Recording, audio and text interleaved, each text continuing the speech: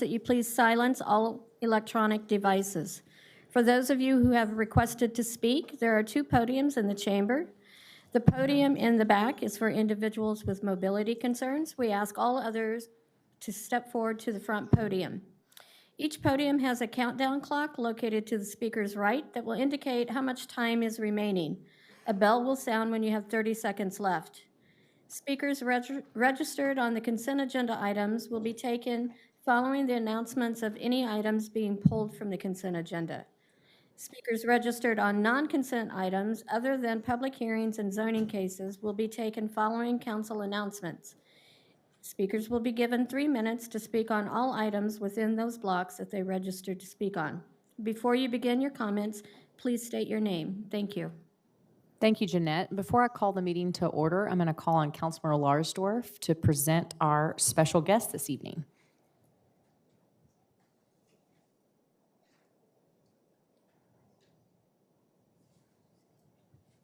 All right.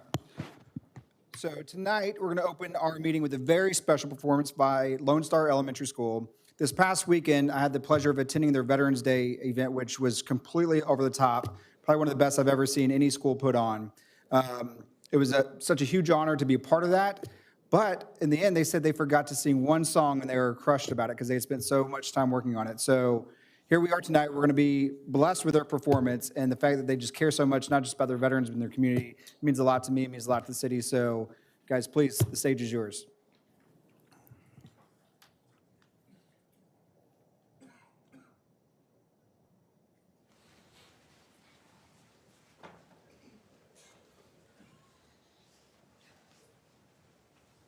And while they're coming up, and so just a shout out to Mr. Hurst, the principal here, who cares so much about his kids. I was at their 9/11 memorial that they had as well, and just in hearing the way he speaks about the kids as if they were all his. So thank you for your leadership, sir, and thank you for what you're doing for our kids. To Tracy, who's the PTA mom, but apparently she pretty much works at the school full time. Thank you for putting all this together, and thank you for all the work that you put into the Veterans Day event as well as the 9/11 event. That was absolutely amazing. And of course, Miss Yu, the choir director, who, in more or less words, told me that I was not allowed to sing tonight. So I won't hold that against you. So again, thank you.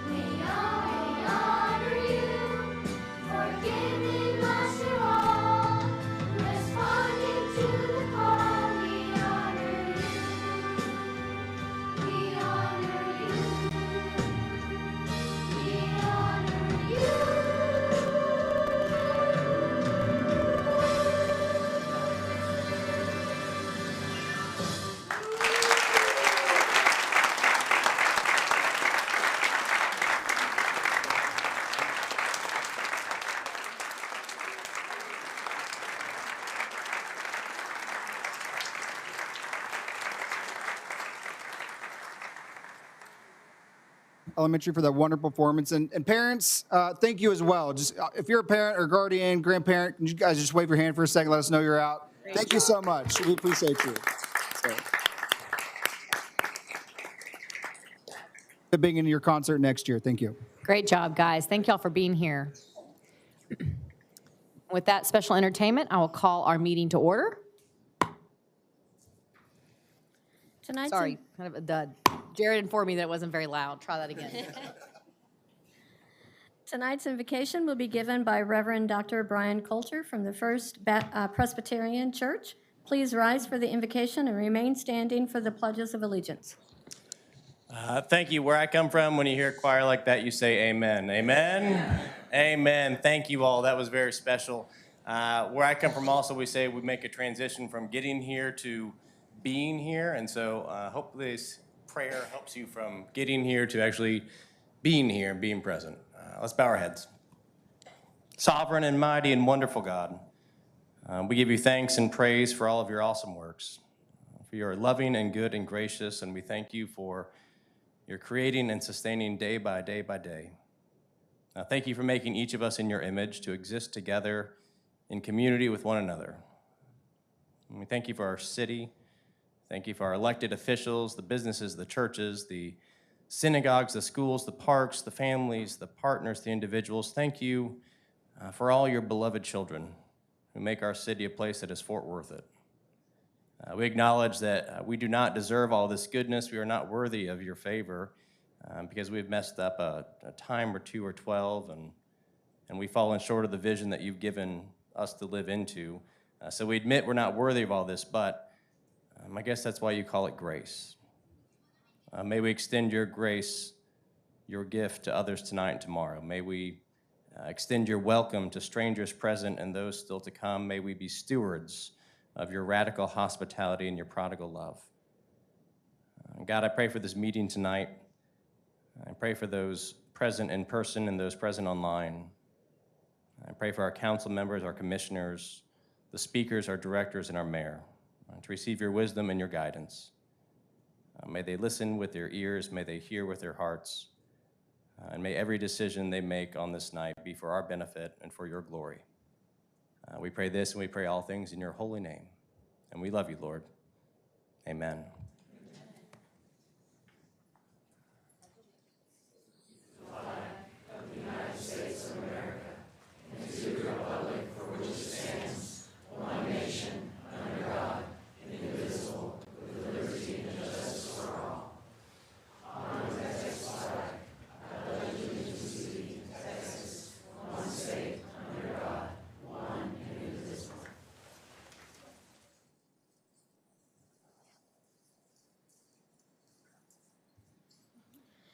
Next will be special presentations, with the first presentation being a proclamation for Nurse Practitioners Week.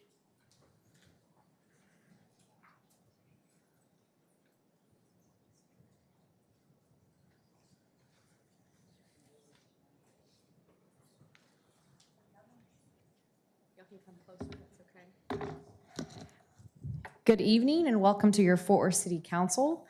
It is my honor tonight to talk about the Nurse Practitioner Week we are recognizing, which is November 12th through the 18th, honoring the work that nurse practitioners play as trusted healthcare providers in our community. We have representatives tonight from the TCU College of Nursing and Health Sciences, Go Frogs. They're going to receive this awesome proclamation. I'm going to read the proclamation, and then any one of you is welcome to speak and acknowledge the proclamation this evening. Does that sound okay? Wonderful. Whereas nurse practitioners play a critical role as a trusted healthcare provider for patients in this city. Nurse practitioners work to expand healthcare access in underserved communities, promote health equity in care, and improve health outcomes for all. And whereas nurse practitioners provide high-quality primary, acute, and specialty healthcare services while emphasizing health promotion, disease prevention, health education, and counseling, guiding patients to make smarter health and lifestyle choices every day.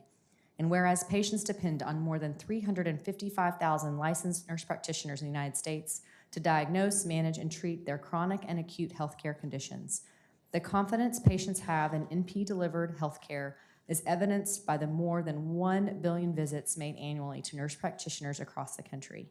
And whereas utilization of nurse practitioners through modernized state laws and improved policies creates better health through a more accessible, efficient, cost-effective, and higher quality healthcare system. Whereas leading governmental and policy entities, including the National Academy of Medicine, National Council of State Boards of Nursing, National Governors Association, and Federal Trade Commission have taken notice of the benefits of providing patients full and direct access to NP-delivered care. And whereas nurse practitioners serve as the providers of choice for many and play a pivotal role in the health and welfare of our community. Whereas the City of Fort Worth is proud of the contributions made by nurse practitioners on behalf of the health and well-being of residents in this city and of the contributions they will continue to make. Now, therefore, the City of Fort Worth does hereby proclaim and honor November 12th through 18th, 2023 as Nurse Practitioner Week. Thank y'all for joining me.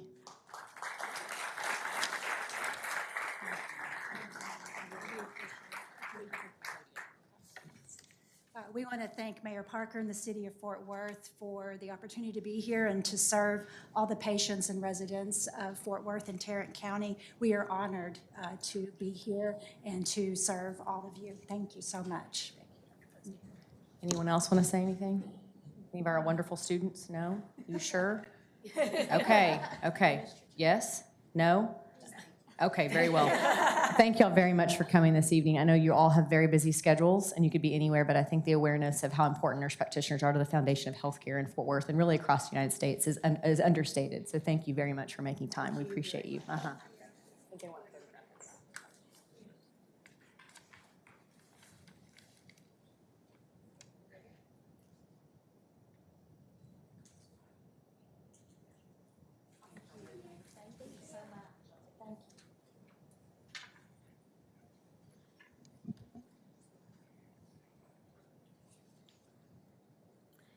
Next will be a certificate of recognition to the Creel Family Philanthropies.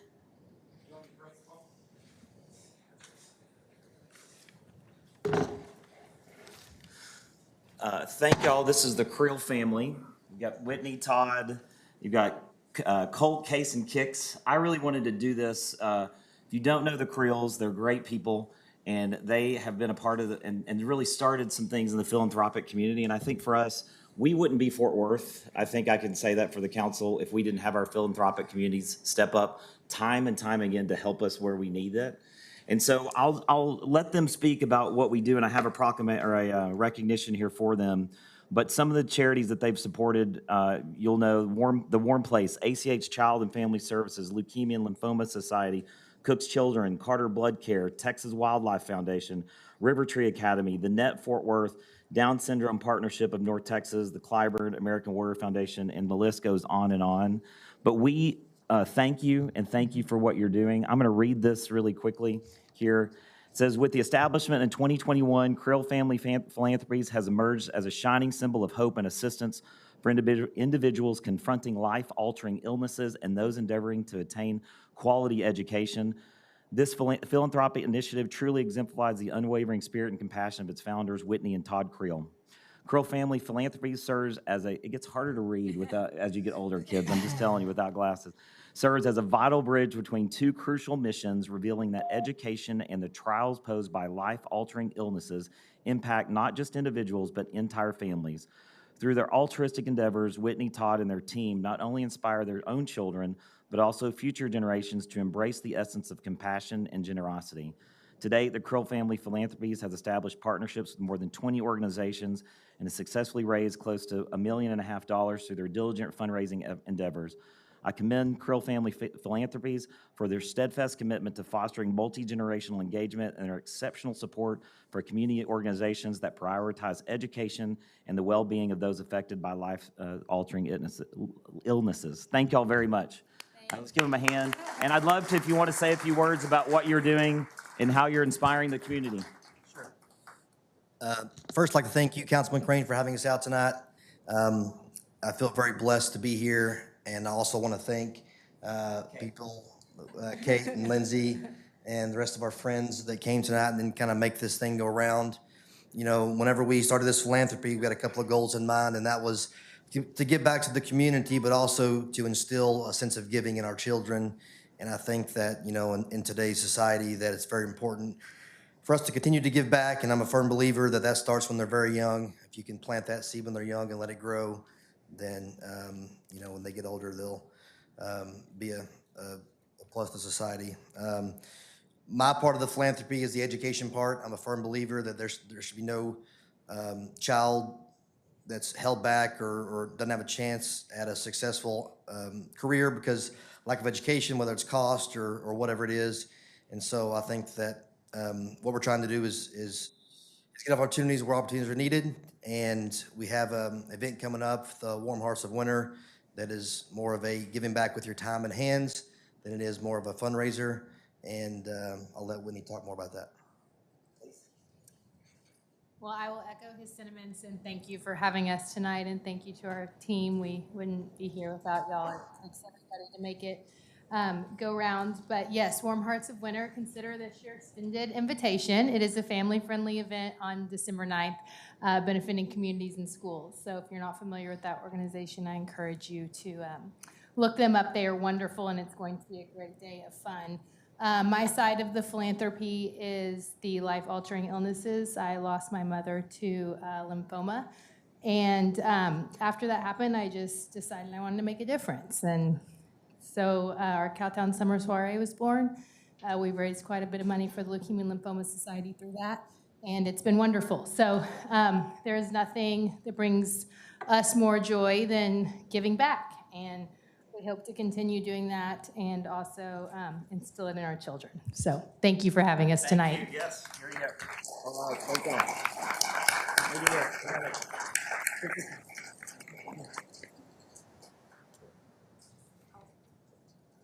And this is taking pictures of children.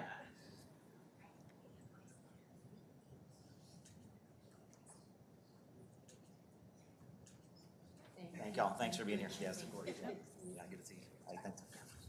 Yes, thank you. Krill family, thank y'all for coming. We'll see you next baseball season. Does that sound good? The Krill boys can play some baseball, y'all. Yes, absolutely. Got some affirmative on the front row. The next will be a certificate of recognition to the Castleberry Independent School District Fine Arts Program.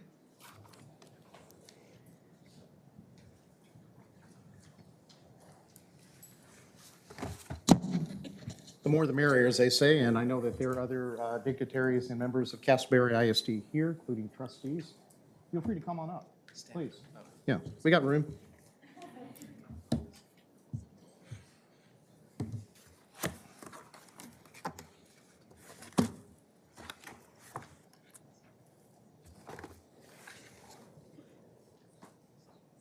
All right, we got a good crowd here. Love it.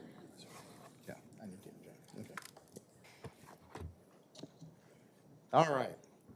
Well, welcome one and all, and thank you for coming to our council meeting.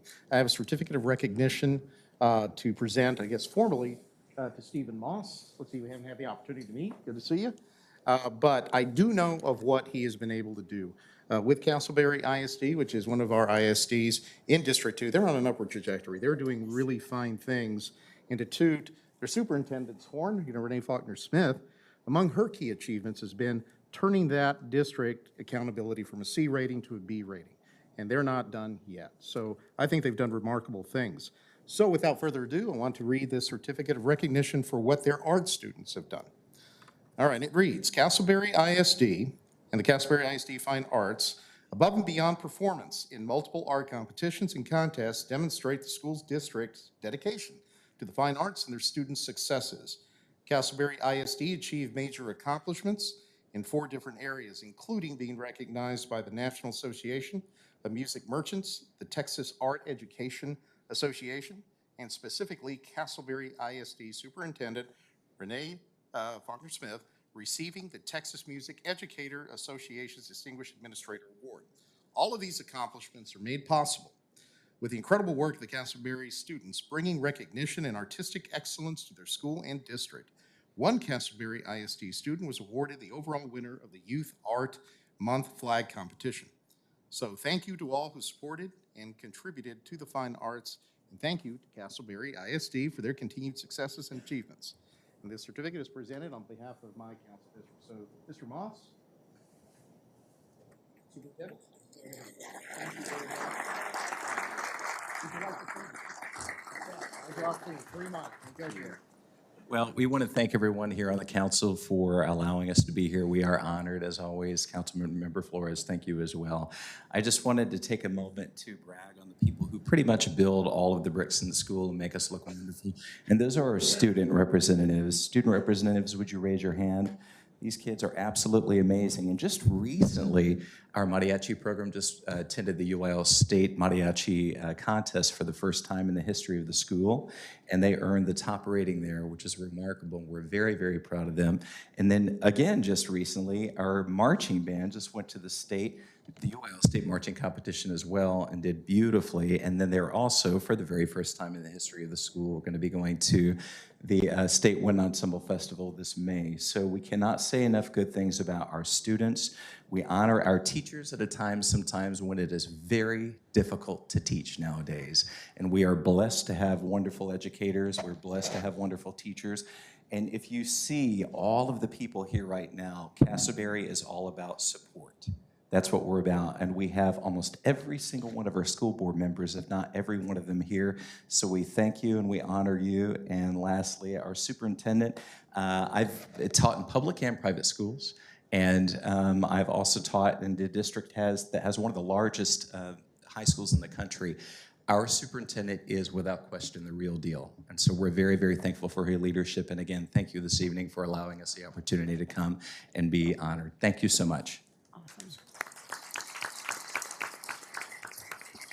And just a quick moment of privilege. I know that we have some school board members that are here, the elected officials. I don't know if you want to just step up and just introduce yourselves very quickly. Come on, don't be shy. I know you all have done this before. Come on in.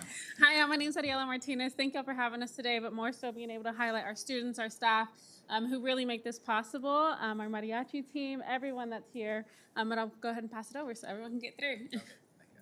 Okay. Come on up, sir. I'm David Holder, been on the board for 22 years, and it's a joy to be a part of this organization. Hello, Mary Lou Martinez from District 2, and I've been on the board 19 years, and it is definitely a pleasure and an honor to serve this district. Thank you. And you're also you forgot Vice President? Oh. I'm Kathy Gatica. I am the school board secretary, been on the board for 10 plus years, and I enjoy every minute of it. So. Hi, I'm Tracy Gallman. Go Pasco Panthers from a long time ago. But I'm a board member, and thank you so much for having us here tonight. And we're so proud of our kids. So anytime you see Castleberry on a bus or anywhere, just give us a honk and cheer us on. Thank you so much. Hello, I'm Dewey Tolliver. I'm the current president. And any opportunity I get to talk about our kids is the best thing I can do. So the people behind me, the educators behind me, the kids behind me, they're the thing. So thank you. Appreciate it. Thanks, everybody. Let's round up again and get a picture.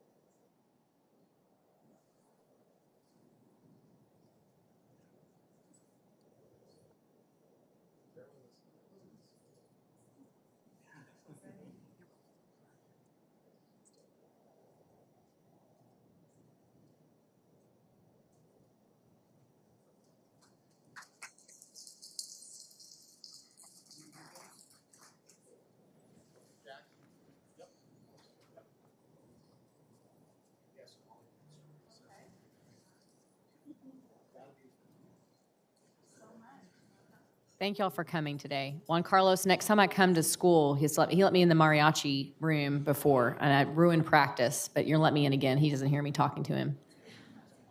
I said, next time I'll come back to the mariachi practice again. That was fun. Okay, it was excellent. That was a lot of fun. Bye-bye.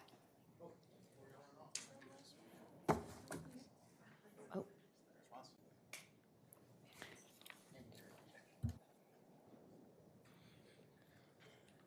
Next will be items withdrawn from the consent agenda or continued or withdrawn by staff. Thank you. We have 2 items to be withdrawn.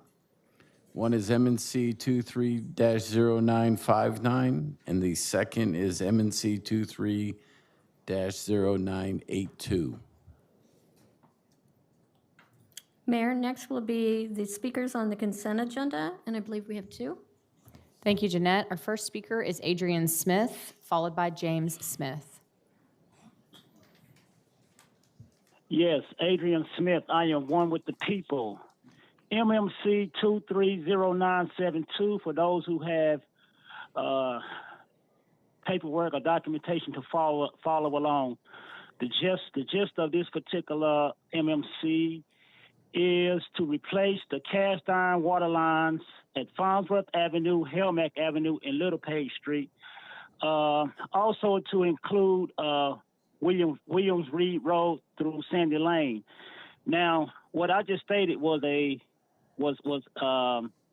discussed on a previous MMC 230919, but this current updated one has added a portion to this particular project, and that portion is to be Elliott Reedy Road from Halton Road to East Deed Road. Now, what I'm calling to ask my council member about, this language states that there is to be removal from this particular project of Farnsworth Avenue, Helmack Avenue, and Little Page Street. So my thing is this: what are we removing? Because if it's anything earmarked for this community to be done, it needs to be done. It needs to be done, and it needs to be completed. There's no reason to take something that was already designated and put it on a back burner. You know what I'm saying? So to my council member, I'm trying to help me to understand what it is we're doing here before you all make this vote. And this is in an interlock agreement with Tarrant County Precinct 1. I know this particular agenda item encompasses Council District 6, which was previously 3, and parts of Council District 11, which was previously 5. So as it relates to Tarrant County Precinct 1, and I'm not trying to put you on the spot, Ms. Council Representative Martinez, but doesn't she have to recuse herself from this vote, considering she is she works directly with Tarrant County Precinct 1?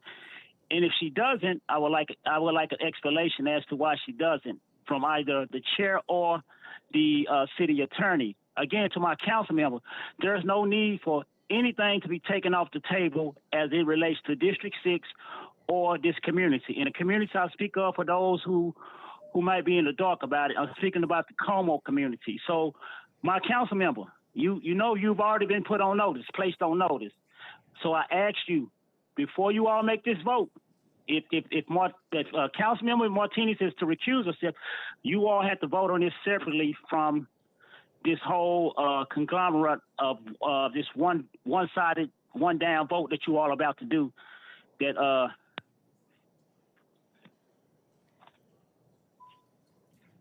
Councilmember Williams. Thank you, Mayor, and thank you, Adrian, for that comment. I do know exactly what you mean, and in anticipation of that, and also in anticipation of questions from our community, I had our Director of TPW, Lauren Priere, to come up to explain this.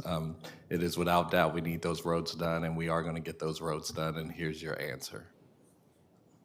Yes, thank you for the question. We certainly appreciate the opportunity to make a clarification. So Farnsworth Avenue, Helmlick Avenue, and Little Page Street will be removed from this interlocal agreement with Tarrant County to resurface the roadways. As stated in the MNC, they do require cast iron replacement. So these streets will undergo design. We're anticipated to bring the design agreement to council for their approval in January of 2024. This will require roughly a 6 to 9 month duration for design. Then these will be scheduled to go to construction in early of 2025. Also with the pavement improvements in addition to the cast iron replacement. Thank you, Lauren. And just to reiterate, it wouldn't make sense to repave the roads and then have to come back up and dig up the roads to replace the pipes. And so we're going to not only fix the roads, but fix the pipes as well. And just to put on the record, Adrian, you can always reach out to our office. You know the number and you know the email. And I love being served notice. Give me a call. Thank you, Lauren. We appreciate it. Our next speaker is James Smith. Is Mr. Smith here? I haven't seen him. Has any of the marshals seen Mr. Smith? No? Okay. I think that's the conclusion of our speakers on the consent agenda. Council, I can entertain a motion. Move to approve. Got a motion and a second. Any other discussion, council? Please vote.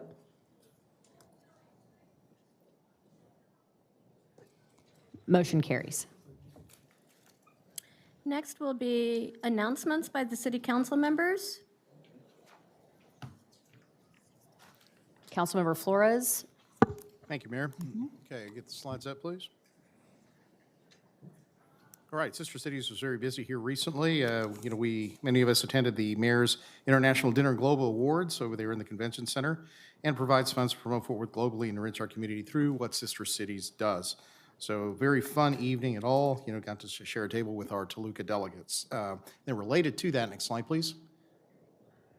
We showed our Toluca delegates around town, showed them the best of Fort Worth, took them into the stockyards myself, treated them to dinner at Cattleman's, and then we took in the professional bull riders rodeo at Cowtown Coliseum. So they had an extremely good time, and they convey their thanks for Fort Worth's hospitality. Next slide, please. All right, very special time, and took a long time coming from the 2018 bond program. We finally cut the ribbon and opened up the Diamond Hill Community Center. Richard Zavala was very hard to, found it very hard to contain. His excitement was just spilling everywhere. And, I can't help but share that along with everyone else in attendance. It was a beautiful day, a $10 million center, 25,000 square foot facility, and $1 million, additional from a Parks and Wildlife grant. So it features a gymnasium, boxing gym, teaching, kitchen, fitness center, meeting spaces, computer lab, all that the old center did not do. The old center served us well, but its time has come and gone. And the public art piece from Fort Worth Public Art that was commissioned, Rising Strong, is very emblematic of the Diamond Hill community, which is very resilient. And artist Elizabeth Akamatsu captured it perfectly with a bouquet, a stylized bouquet, and 3 gem flowers, again, representative of the Diamond Hill community. So thanks, one and all, for making that happen. Took all hands on board. Next slide, please. All right. Dia de los Muertos. We had to, again, postpone that to the following weekend because of weather. Finally launched that parade, and it was wonderful. It continues a 20-year tradition from Artes de la Rosa in doing that parade, which started out as a very humble, quiet procession through neighborhood streets, has now, come to that. So appreciate everyone involved to make that a success, and appreciation to all the volunteers and sponsors. And that was followed by a fiesta at Historic Marine Park. Next slide. Okay. This is something that I think maybe many of us have slides about. We were all there. What a time, right? The Rangers win, their first World Series. And they visited Billy Bob's Texas, and hat tip to Mayor Parker for making it a public event to share with the fans. It was a very great idea. It was very well received. So thanks to the Rangers. Congratulations to them. And what a great event. So thank you. All right, next slide, please. I guess it's Championship Thursday it was. Mayor was there to give some remarks to the Professional Bull Riders Association. And we were cheering on the Texas Rattlers, which is another professional team that is here and call Fort Worth home. They were explaining or announcing their 2024 schedule. So go Rattlers. And they're going to have some programming in the Fort Worth Stockyards in the Coliseum next year. So we look forward to that. And former council member Firestone is now a owner, I believe, right, Maddie? So, yeah, he's moving and shaking since after the council. All right, Veterans Day. We celebrated that. And again, hat tip to all our veterans, here on council. and in our city, and so there was a parade to celebrate them at Panther Island Pavilion. Next slide, please. Another annual event, the Greek Food Fest. Always welcome that. I've been going to that for years. It's there in District 2, St. Demetrius Greek Orthodox Church. Wonderful, celebration of food, dancing, culture, and always welcome them every year. And I want to do a special recognition. I thought I saw him here earlier. I don't know if he's still here. Chris Harder and his team. Believe it or not, the week before that food festival, there was a major water leak right there on Northwest 21st Street. So I gave Chris a call. He got his team down there. They fixed it in short order. But like with all things, when you fix older infrastructure, replace it with new, it's going to affect something nearby. And it did. Another break the same week as the food fest. Chris responded very quickly with his team. They got it fixed up and buttoned up. Plenty of time, for the food festival to go on. So thank you, Chris. All right, announcements. Turkey Bingo. That's Friday, November 17th. All I know is it starts at 6 p.m. and it's in North Tri-Ethnic Center. And $1, per bingo sheets. And very popular sport. Let me tell you, they're very competitive there. So we're looking forward to that. And then another announcement, it's getting close to Christmas, y'all. So, the Stockyards Rodeo Rink is back again. So you can get ice skating in, and that opens up November 20th. So check it out there, right next, between the Stockyards Exchange Building and the Coliseum. And then a District 2 shout out. Angel Sanchez is officially the Texas High School Sports News by SB Live Athlete of the Week. So thank you one and all who voted.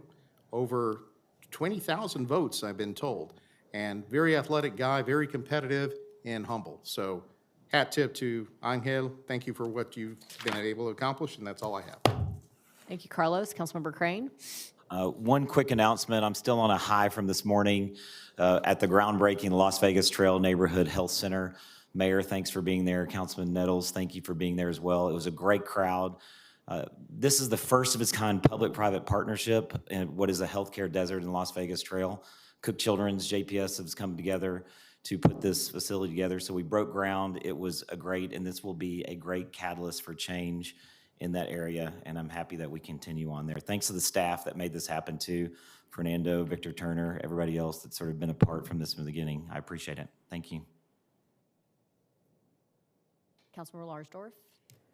All right, so we just had our first town hall, and I didn't count everyone, but I think we had thousands and thousands of people. So I think we went for the biggest town hall so far.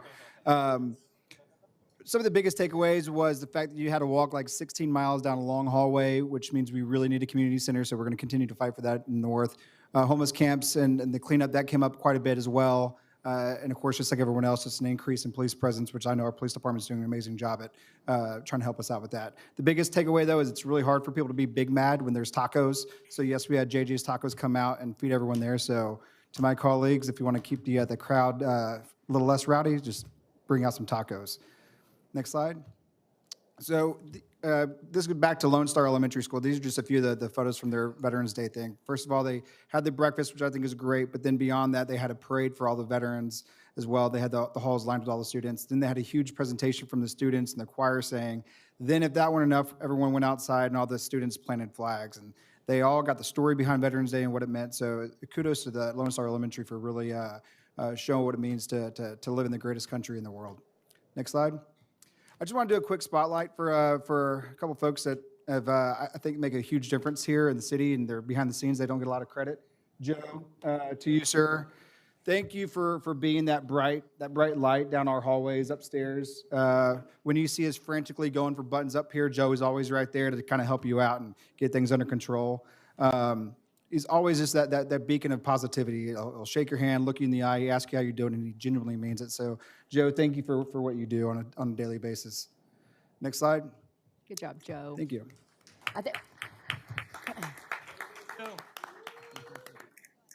Ironic that Gina's not here tonight for that, because I think, Joe, you spend most of your time with Gina. Is that fair to say? True. On the IT side. So we Very love our true. Gina Bivens, but she sometimes is technologically challenged at times, right? Next, I just want to do one more spotlight, and that's for Marshall Owens over here to our right.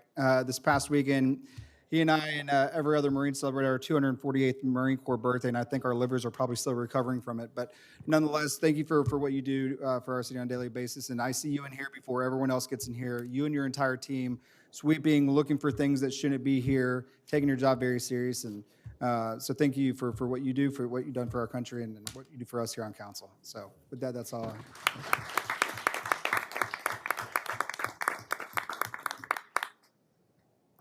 Thank you, Charlie. And Council Member Hill.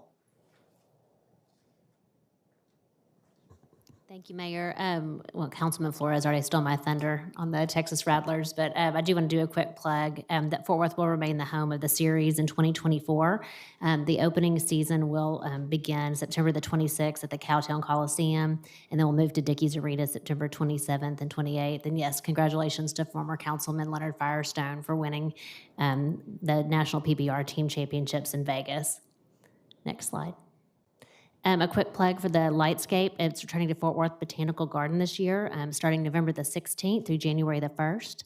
More information on this event to start the holiday season and to purchase tickets are found on the Botanical Garden website. Thank you. Councilmember Nettles. Had opportunity to celebrate Trinity Metro 40th celebration. The mayor was there, Michael Crane. We had the opportunity to sit on Trinity Metro board. That was a great event. Next slide. Those of you that know North Carolina High School won the state championship in 2003, the same team that I was a part of, whether you believe it or not. So I had opportunity to go back 20 years and present the award to our coach, Coach Pappas, and our starting quarterback, Lance Moss, is there in the pink, and some other coaches. It was a great event. They are also in the playoffs, so we're cheering for the Panthers to go all the way this year. Next slide.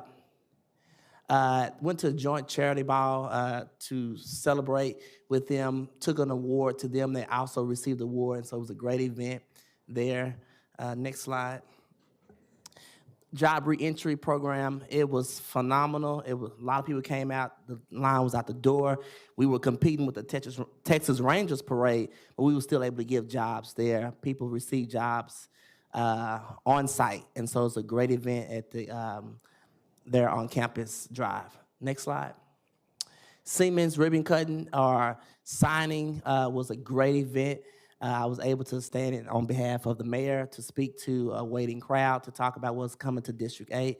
I told the crowd that we're open for business and we're bringing jobs here to South Fort Worth. So thank you to our staff, our economic development, and those who participated in making sure they came to District 8. Next slide.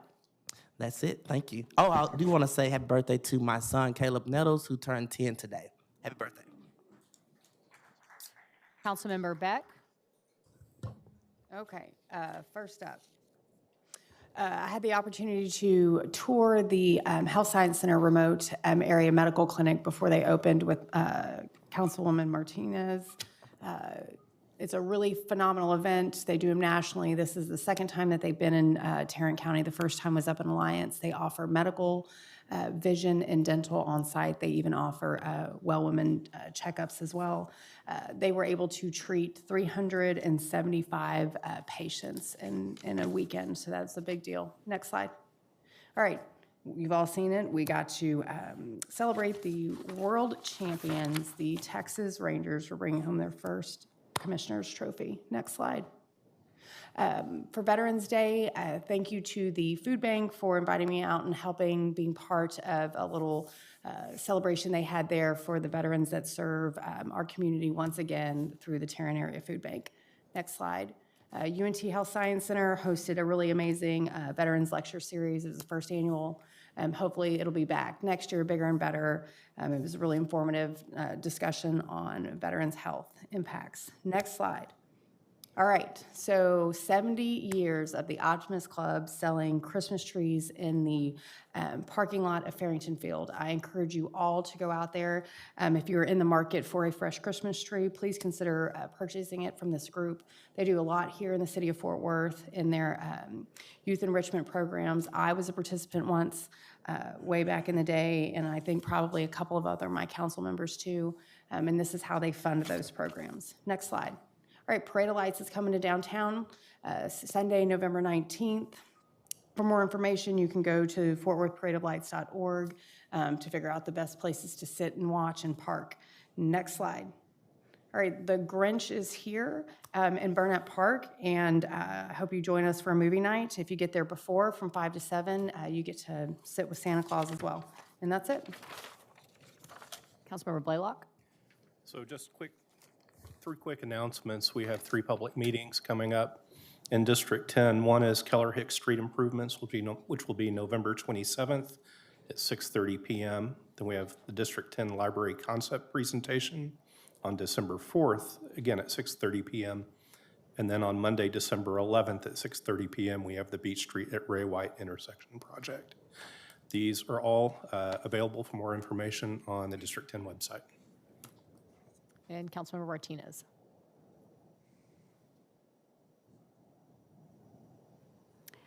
Okay, well, we're going to start with Village Creek. I had the opportunity to sit with Village Creek neighborhood to discuss a potential sound wall off 287, so I got really great feedback and just an idea of what that community wanted.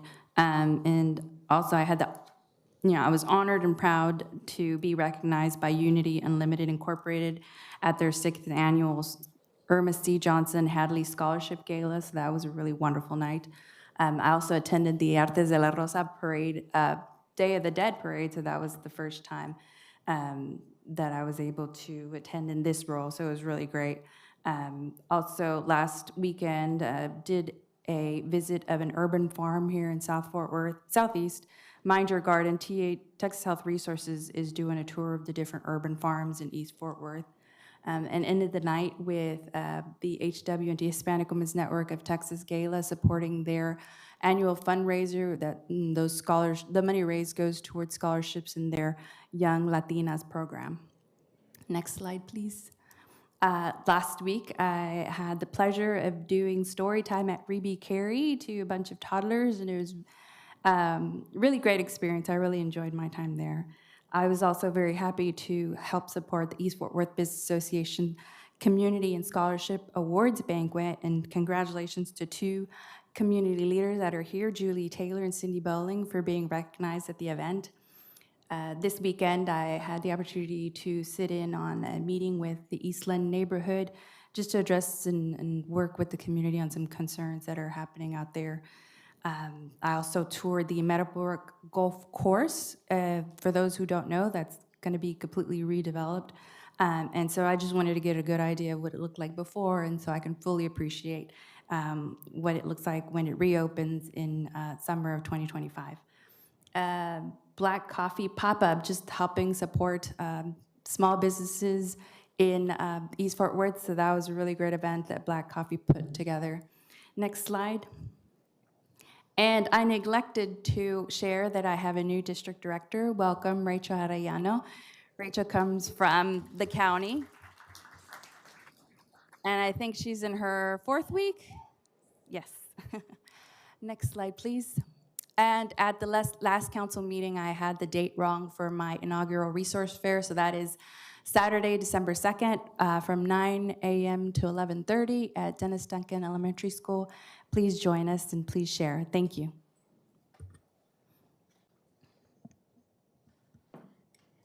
Mayor, the next item will be speakers on the non-consent agenda items. Thank you, Jeanette. Our first speaker is Cindy Bowling, followed by Letitia Wilburn.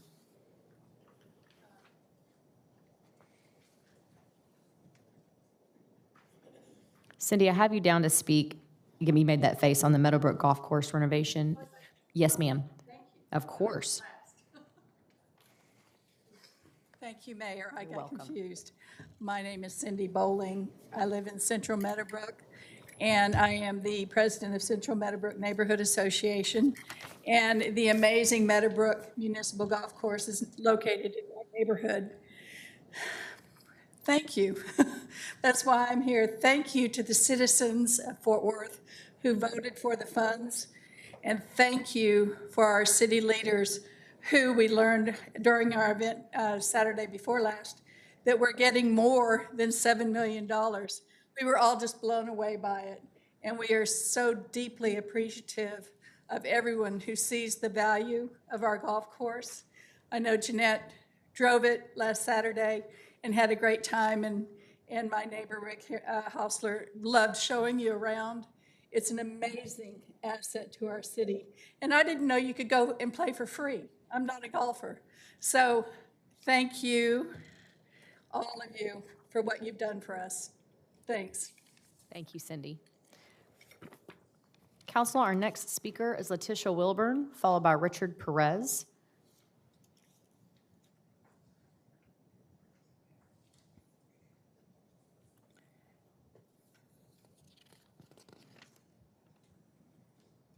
And just for clarification, it looks like the rest of our speakers on non-consent items, Council, are all pertaining to the 2023 Comprehensive Plan Ordinance. Ms. Wilburn. Okay. I just want to say, you know, living in a Black community that has perfect location, when you buy a home, you look for location, location, location. If you're in a white community, you're rewarded for it. If you're in a Black and brown community, you're punished for it. In my community of Echo Heights, we're 5 minutes from 30. We're located at 287, 820, and 20. Now, we've come before you guys many times. You have worked to try to improve the comprehensive plan, but you have not done enough. There's still too much industrial in the community. Y'all have also done what's considered apartheid zoning. Y'all have taken part of this community and given it to change the name to Sun Valley PID, y'all's Public Improvement District. For us, it's pollution, illness, and death. This community has a high death rate. It has a low life expectancy. It has a high rate of asthma, high rate of people with high blood pressure, miscarriages. We have 3 neighbors right next to each other, all with kidney ailments. That's no mistake. That is real. Now, you all also practice exclusionary zoning. I'm looking at y'all smiles on y'all face, so this is funny to y'all, but it is not funny to me because I live there. And I know that Mayor Parker, I'm not picking on you, but I've asked for restaurants. And you've said in an industrial area, that's exclusionary zoning. You guys also practice segregation zoning. There is nothing good comes to this community. When I look at y'all's zoning plan, y'all are still displacing people. Y'all are still, this city is in trouble with the government for pollution. Y'all have all of these industries in this small community. Y'all even gonna wipe out part of a mobile home community under y'all's plan. Y'all picking on people that don't have a lot of money like the city does. So when y'all guys come to these communities and y'all look at stuff and y'all say, oh, these Black and brown people, they're not gonna care. Well, we care. Y'all might not care looking at y'all faces, but we care. This city should be respectable, but it has a racist past. It's never been called out on this redlining, and it's just terrible that this city that's in trouble for the government put thousands of trucks in one community, didn't consider particulate matter, didn't consider the lives and health of the people that live in these communities. The only thing y'all see is Black and brown people that y'all don't consider human, and y'all see green that y'all consider money. But we matter, and y'all gonna have to look at us and see that we matter. And I know, Ms. Martinez, you said y'all were going to pass this, but y'all still need to make some changes. And y'all need to get with us to do a moratorium. Y'all have downsized our community. The Sun Valley PID is Echo Heights. Our next speaker is Mr. Richard Perez, followed by Jim Schirmbeck.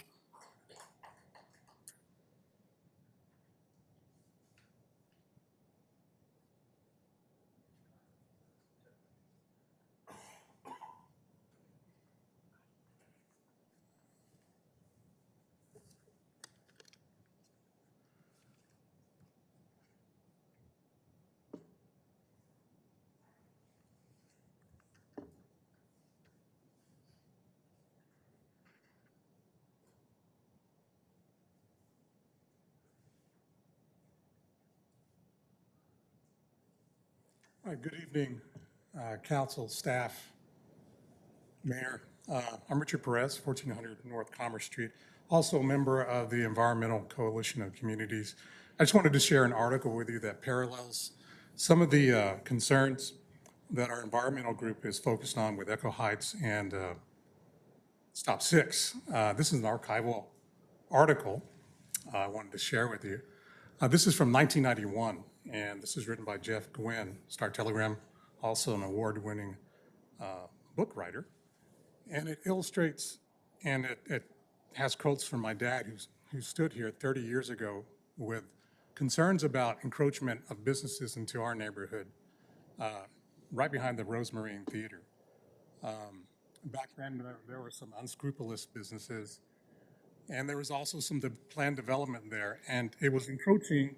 There were some lots, rather, in our neighborhood, and there was a lot of prospects there, and the businesses wanted to get those lots for parking because it's a premium on 1400 North Commerce Street.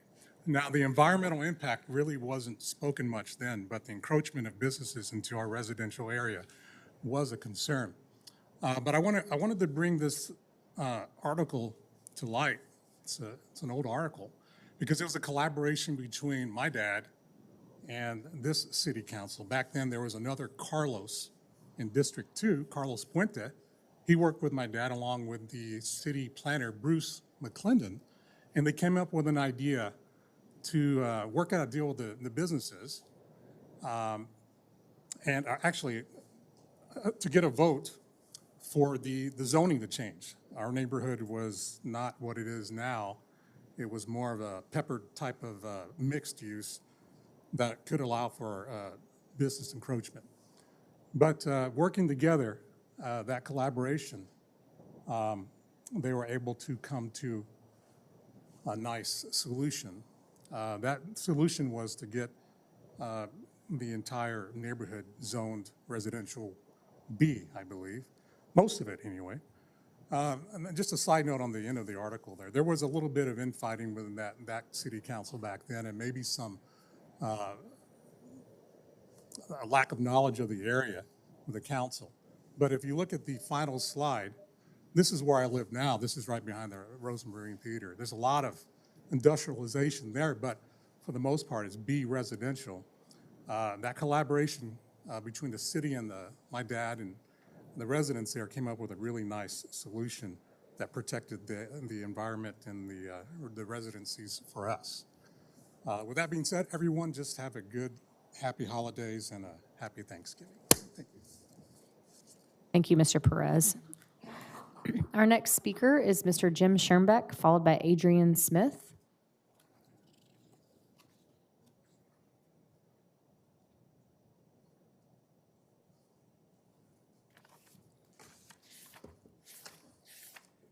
Howdy, Jim Schoenbeck, Environmental Coalition of Communities here in Fort Worth. I want to congratulate the council and the staff for passing this 2023 comprehensive plan with a whole 48 days left in the year. And we're only months away from public engagement for the 2050 plan. So this is a very short shelf life. And it's admittedly, because it's November now, it's been a struggle to get here, but not one without significant progress on all fronts, I don't believe. We recognize the concessions made by the city that pull back the boundaries of this kind of insidious industrial growth center that we believe is a bad idea in general, and especially bad idea here in Echo Heights. Thank you for protecting the W.M. Green School and the mobile home park, pushing the southern boundary back. And I understand there have been promises made about land around the McRae Center as well. That came only after community opposition to what the city had done the last 10 years without much notice. And I think this came as a surprise to you and certainly to the neighborhood. And we've gotten over that surprise now the last 6 or 7 months or so. These are good starting points, but they are the edges of a problem and do not address the fundamentals of the problem. In looking ahead to the 2050 plan, we would ask that you provide the neighborhoods, not only here, but throughout the city, with a solid boundary, a buffer boundary between industrial and residential uses. This should be a goal of the 2050 plan, to eradicate industrial adjacency, as it is in Dallas. There are just too many places on this current plan where residential homes rub up against light or heavy industry, and in your definition of light, that covers a lot of sins, including batch plants, rendering plants, and so on. So light is not necessarily a good prescription for these neighborhoods. Secondly, I would just ask for an honest embrace and incorporation of environmental justice as a goal for this 2050 plan. Folks, it's the 21st century. You're out of the mainstream by not putting this explicitly in your plan. Nowhere is this language found online or in the planning material, and I would just ask you, as you go about your business this next year for 2050, that you think about what it was like in 1950 and try to imagine then the legacy of that segregation continuing on for another 100 years? No. You have a chance to put an end to this now. Please include this as a goal. Finally, start a new relationship with the community. Have regular communications with them. Check in with them early. Check in with all of us early. This helped this last week or so. I think it will help again, time and again. This idea came about because of maps, highway maps. It looked like a good idea on highway maps. It's a bad idea from a neighborhood perspective, though, and I believe through that lens, we can get to better planning for the entire city. Thank you very much. Thank you, Mr. Schoenbeck. Our next speaker is Adrian Smith by phone. Adrian will be followed by Martacia James.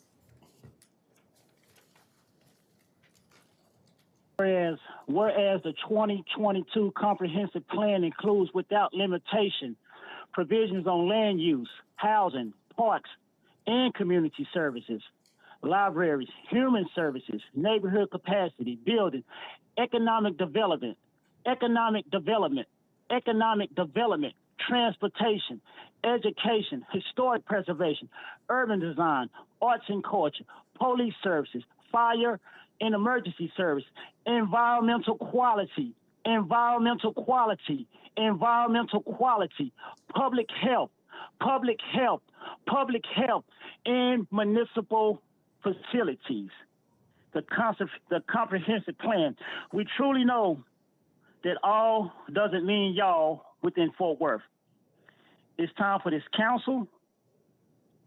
It's time for the council districts that have been disregarded, disrespected, and denied equal access for capital investments to receive what stirs.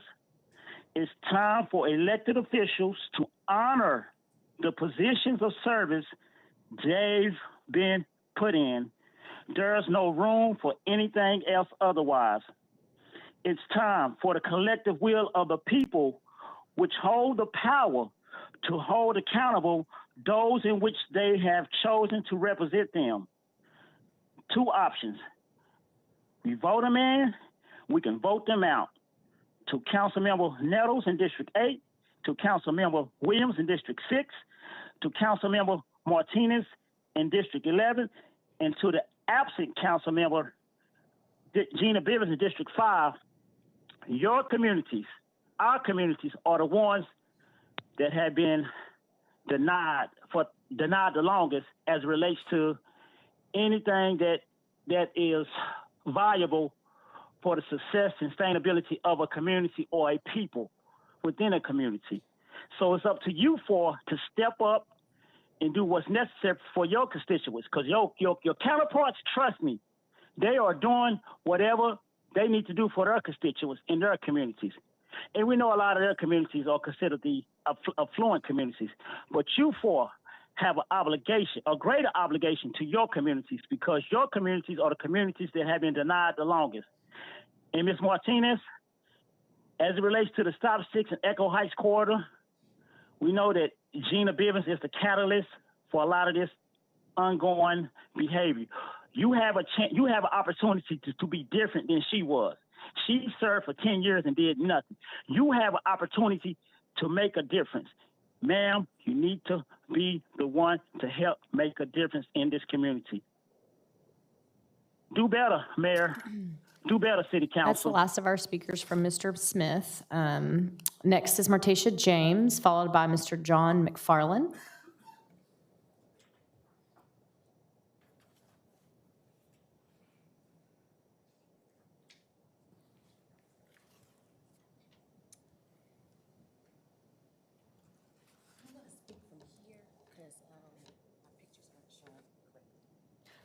Well, unfortunately, maybe we can help you down here, because you have to be at the microphone or no one can hear you or see you as it's recorded.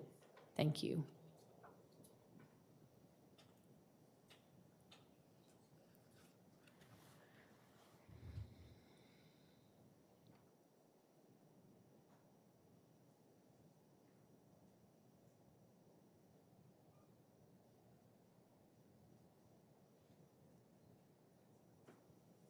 Oh, this sucks.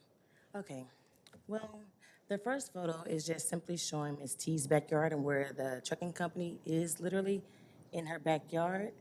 And Echo Heights is in an area in which we are in fact flooded with industrial businesses. And I do appreciate you, Ms. Martinez, for coming to hear us out about all of our issues we've been having and being punctual with responding back to emails as well. Although we had a short window to try to make preparation, we do appreciate it. And thank you for hearing us out and considering our voices after we've pushed so hard for it to be heard. The boundaries that we are looking at right now, you can slide down a little more. Like instead of, can you guys see it? Yes. Okay, so instead of the industrial companies are allowing more into our area, and when you are considering the new comprehensive plan, can we take into account our neighborhood and how it looks now? Our infrastructure is horrible. We have potholes everywhere.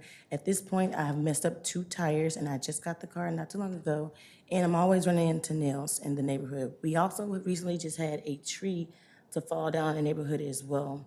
And instead of continuing to bring more of these trucks, more of these companies in which we're professing profusely about not including in our neighborhood, if we could just work on bettering our neighborhood altogether. We only have 1 street light on the Tahoe Street, and it's on my end. You can slide it one more time. Oh, no, down, sorry. Right here, we see a tree, and this was taken this morning, if you can see it. And then if you could slide down a little more, please. These are photos that have been taken from the spring up until now. We have no lights in our area. We have no sidewalks. And granted, we have the sidewalks that are down by W Green. There's none over here where the trucks are turning from Parker Henderson or when they're coming down on Martin Street. And so take this into consideration for our new comprehensive plan, because where it is we're adding more companies, the people, the neighborhood, the families, the kids need to be taken into consideration. Thank you. Thank you, Mrs. James. Next is John McFarland, followed by Spencer Dickinson.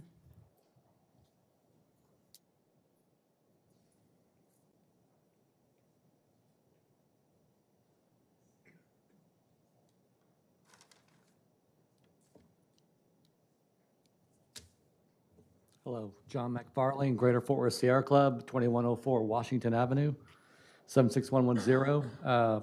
So the Sierra Club is a member of the Fort Worth Environmental Coalition of Communities, just like the other organizations present, especially Echo Heights Stop 6 Environmental Coalition, who we are collaborating with and endorsing. I endorse and echo everything that's been said before me. There were some good things that happened in the last year. It's been a long year. But we've done some minor changes to the comprehensive plan, knowing that there's only a couple months left before the 2050 plan public engagement starts. So that's good. We protected the W.M. Green Elementary School for now. We protected the Willow Springs Mobile Home Park and done some other things. But for the 2050 plan, we're going to hold the city council accountable. First, we're asking right now for the city council to approve an ordinance or amend the current ordinance, putting in place a temporary moratorium on all new industrial rezoning. I've sent an email several months ago, got no response, but we are going to hold your feet to the fire about that. Several cities in America, in the U.S., have done this. They've passed an ordinance or amended their existing zoning ordinance to put in place a moratorium for 6 months to a year so planning and zoning issues can be studied and worked out. So we're requesting this moratorium be in place until such time that the 2050 comprehensive plan is approved. Further, we're asking that the Industrial Growth Center be further reduced, the name Industrial Growth Center removed, and to better protect the Echo Heights and surrounding neighborhoods, and create undeveloped natural buffer zones between residential and the IGC, or Industrial Growth Center.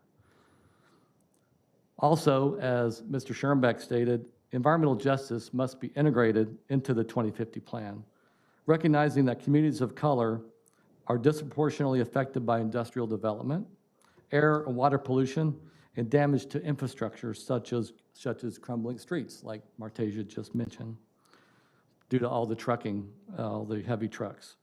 Industrial land uses near these communities must be prohibited, and the industrial growth center must be reduced, and strict boundaries and buffer zones must be in place to separate residential and industrial. So I look forward to all the public engagement that's been promised next year for the 2050 plan, and we'll be at every meeting. Thanks. Thank you, Mr. McFarland. Our next speaker is Spencer Dickinson. Spencer will be followed by Jackie Cox. Council members, Mayor Parker, my name is Spencer Dickinson. I'm a resident of Tarrant County. I work in Fort Worth, and I am also a member of the Greater Fort Worth Sierra Club and participate in the activities of the Environmental Committee. I'd like to briefly add my acknowledgement to this committee on this council on the comprehensive plan, and an acknowledgement for the process and an acknowledgement for the output. The process was improved in that you engaged the communities involved, and you and your staff were amenable to changes. Thank you very much for that. And in my opinion, there is an acknowledgement of human health issues greater in this comprehensive plan than we've seen in the past. In fact, it is in the public health section. There's the quote. I know you all know it by heart. Human health and the built environment are inextricably linked. I like that. I agree with that. Although, as a Sierra Club member, I would say also human health and the natural environment are inextricably linked. It's difficult to say fast. Perhaps we'll work on that in the future. Anyway, I want to come back and say I want to acknowledge the council and the city on the comprehensive plan and the effort to engage and listen to input.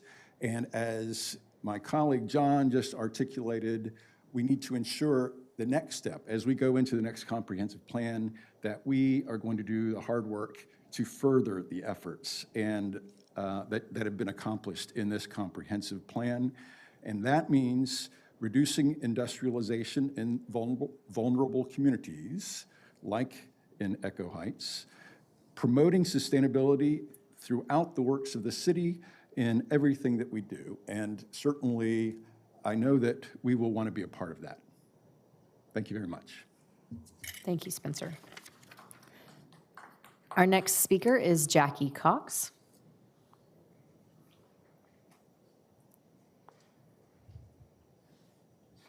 So I carry my little sign about environmental justice so I can talk to you about what I think it means and how it goes further than what this comprehensive plan has done. I think the comprehensive plan was a good thing in the sense that you actually made concessions to some people whose lives were going to be negatively impacted by the addition of another truck plant by their elementary school.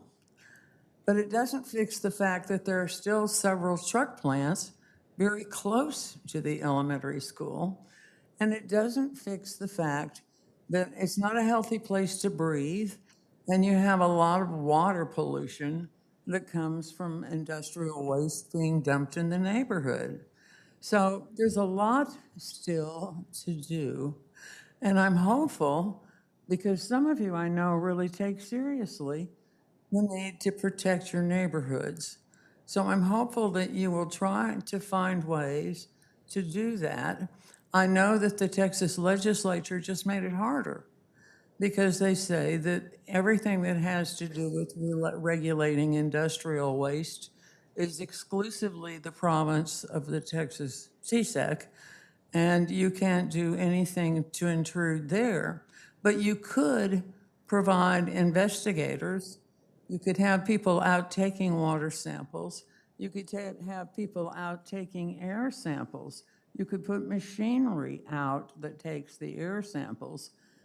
There are things you can do to help and protect our neighborhoods where people are more in danger because they're closer And you will also be protecting all of us, because pollution is a thing that doesn't stay confined in one place. It runs down into the river, into our wastewater treatment plant, and it floats across in the sky and impacts all of us. So congratulations on having done a few small things in your land use planning and having done a few small things in your environmental planning. And please commit yourselves going forward to take more action to do more good for more folk. Thank you. Thank you, Ms. Cox. Council, that's the conclusion of our speakers on the non-consent agenda items. I don't have you signed up, Ms. Tina. If you want to bring it down to City Secretary's office, we'll let them work on that. You can keep moving, Jeanette. Okay. No, I'm saying come down and talk to them and show them your screenshot, and I'll fix it. We're just going to keep moving through the agenda. Nothing's dirty, don't worry. Go ahead, Jeanette. Next will be 230664, changes to Board and Commission membership from District 2. Councilmember Flores. Thank you, Mayor. Request your consideration to reappoint the following individual, the term beginning November 14th, 2023, and ending October 1st, 2024. That would be Jasmine Gutierrez, who is here present in the audience in the back. Hi, Jasmine. This will be your second term for Library Advisory Board. The respective applications attached and resume is provided if needed. Original copy will be maintained by the City Secretary Office. And it's also my understanding that, Jasmine, you're going to ascend to the chair position, right? So congratulations for your leadership. Thank you very much for agreeing to serve again. Thank you, Jasmine. Motion and a second, council. Any other discussion? Please vote. We appreciate you very much. Motion passes.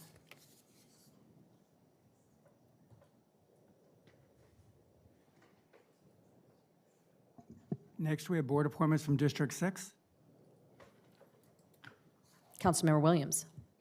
Thank you, Mayor. I would like to request the mayor and council's consideration to appoint the following individual to the respective board effective November 14, 2023, and with the partial term expiring October 1st, 2024. Laura Lape, Library Advisory Board. The respective application is attached and resume is provided. The original copy will be maintained in the city secretary's office. And just really quick, a point of privilege, just to thank Sandy Martinez Russell for her amazing service at District 6. We're so grateful for her service, and I'm really excited about all that she did for us over the years. So thank you. Thank you. Got a motion and a second, council. Please vote.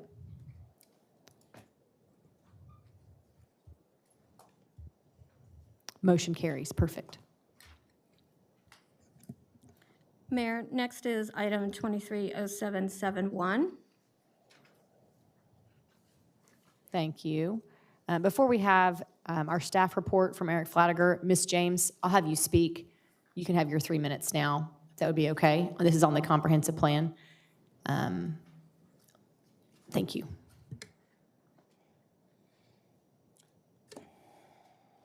So as y'all are aware, we've actually set up several meetings with the city, starting from January the 25th to February the 21st, March 10th, March 21st, June 12th, July 25th, August the 8th, as well as September the 28th, all the way until now, as it relates to also sending in information with requests and demands as it relates to redefining and tweaking the comprehensive plan regarding the situations that are at hand that we're speaking about.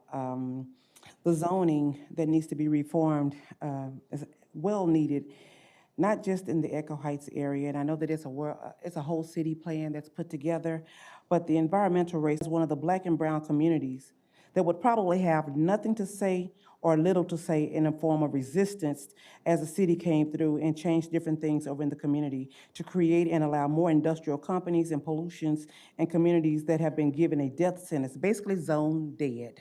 So when we go back and look at things as it relates to what's going on, you basically have already set us back up in the Jim Crow law of racism when it comes to the environmental situation with the comprehensive plan.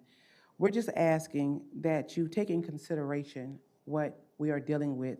And one of the things also, I wanted to make sure that I charge each and every one of y'all with when someone comes through and apply for zoning or apply for different things that happen in different communities and cities, that y'all take the time out of y'all busy schedules to drive through those communities and actually look and think to yourself, is this something that I would let in my neighborhood? Is this something I would want around my school or my children? But if y'all children go to private school, then it really wouldn't be a problem because those are set off by themselves anyways. But with that being said, just take the time, as if when Leon Capital had gotten approval by council and zoning to put an 18-wheeler trucking company in front of an elementary school 152 feet from the front door. And if it wasn't for us putting the coalition together and coming down here and fighting it, it had already been approved. Then it was set off for a 30-day, then it was set off for another 30-day, and then finally dismissed with prejudice. So all I'm asking is y'all to take the time and do your due diligence and come out and pay attention to what's going on in the community that you selected to say you will be a part of and take care of and support as you asked for our votes to be sitting in those seats as we walked into the voting polls. Voting is a right that we actually like to exercise. And at this moment, it seems like we have no choice but to take the bottom of the creme de la creme, or whatever you want to call it. So Mayor Parker, we're asking you to take the time to come out and drive through the neighborhoods yourself and see what we're talking about. Thank you.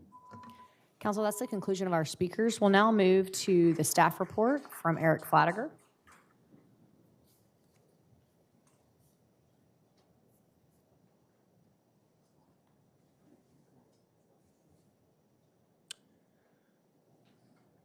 Okay, well, Mayor and council members, appreciate the opportunity to be here. You've heard quite a lot from the community that's been very engaged in this component of the 2023 comprehensive plan, and they've actually covered some of the material that I was going to share, so I'll try and move through quickly. This is a timeline of the 2023 adoption process, and we started at the beginning of the year with the City Plan Commission and the work that they did to review and to make a recommendation to council. We met with the Echo Heights community on March 10th. March 21st was your first public hearing on the 2023 comprehensive plan. You voted to adopt the plan with the exception of the land use chapter, chapter 4, and the appendix that contains all of the future land use maps and their associated land use policies.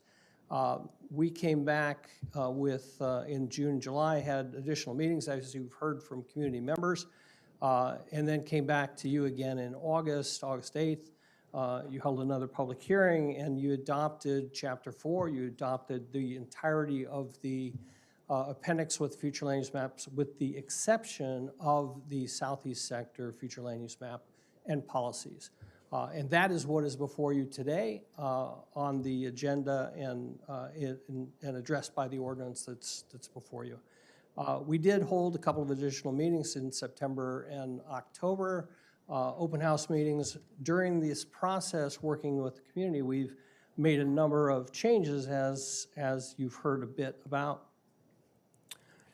This is sort of a quick summary. This dark blue area that you see on the maps is in fact the Industrial Growth Center that you've heard about from the community members.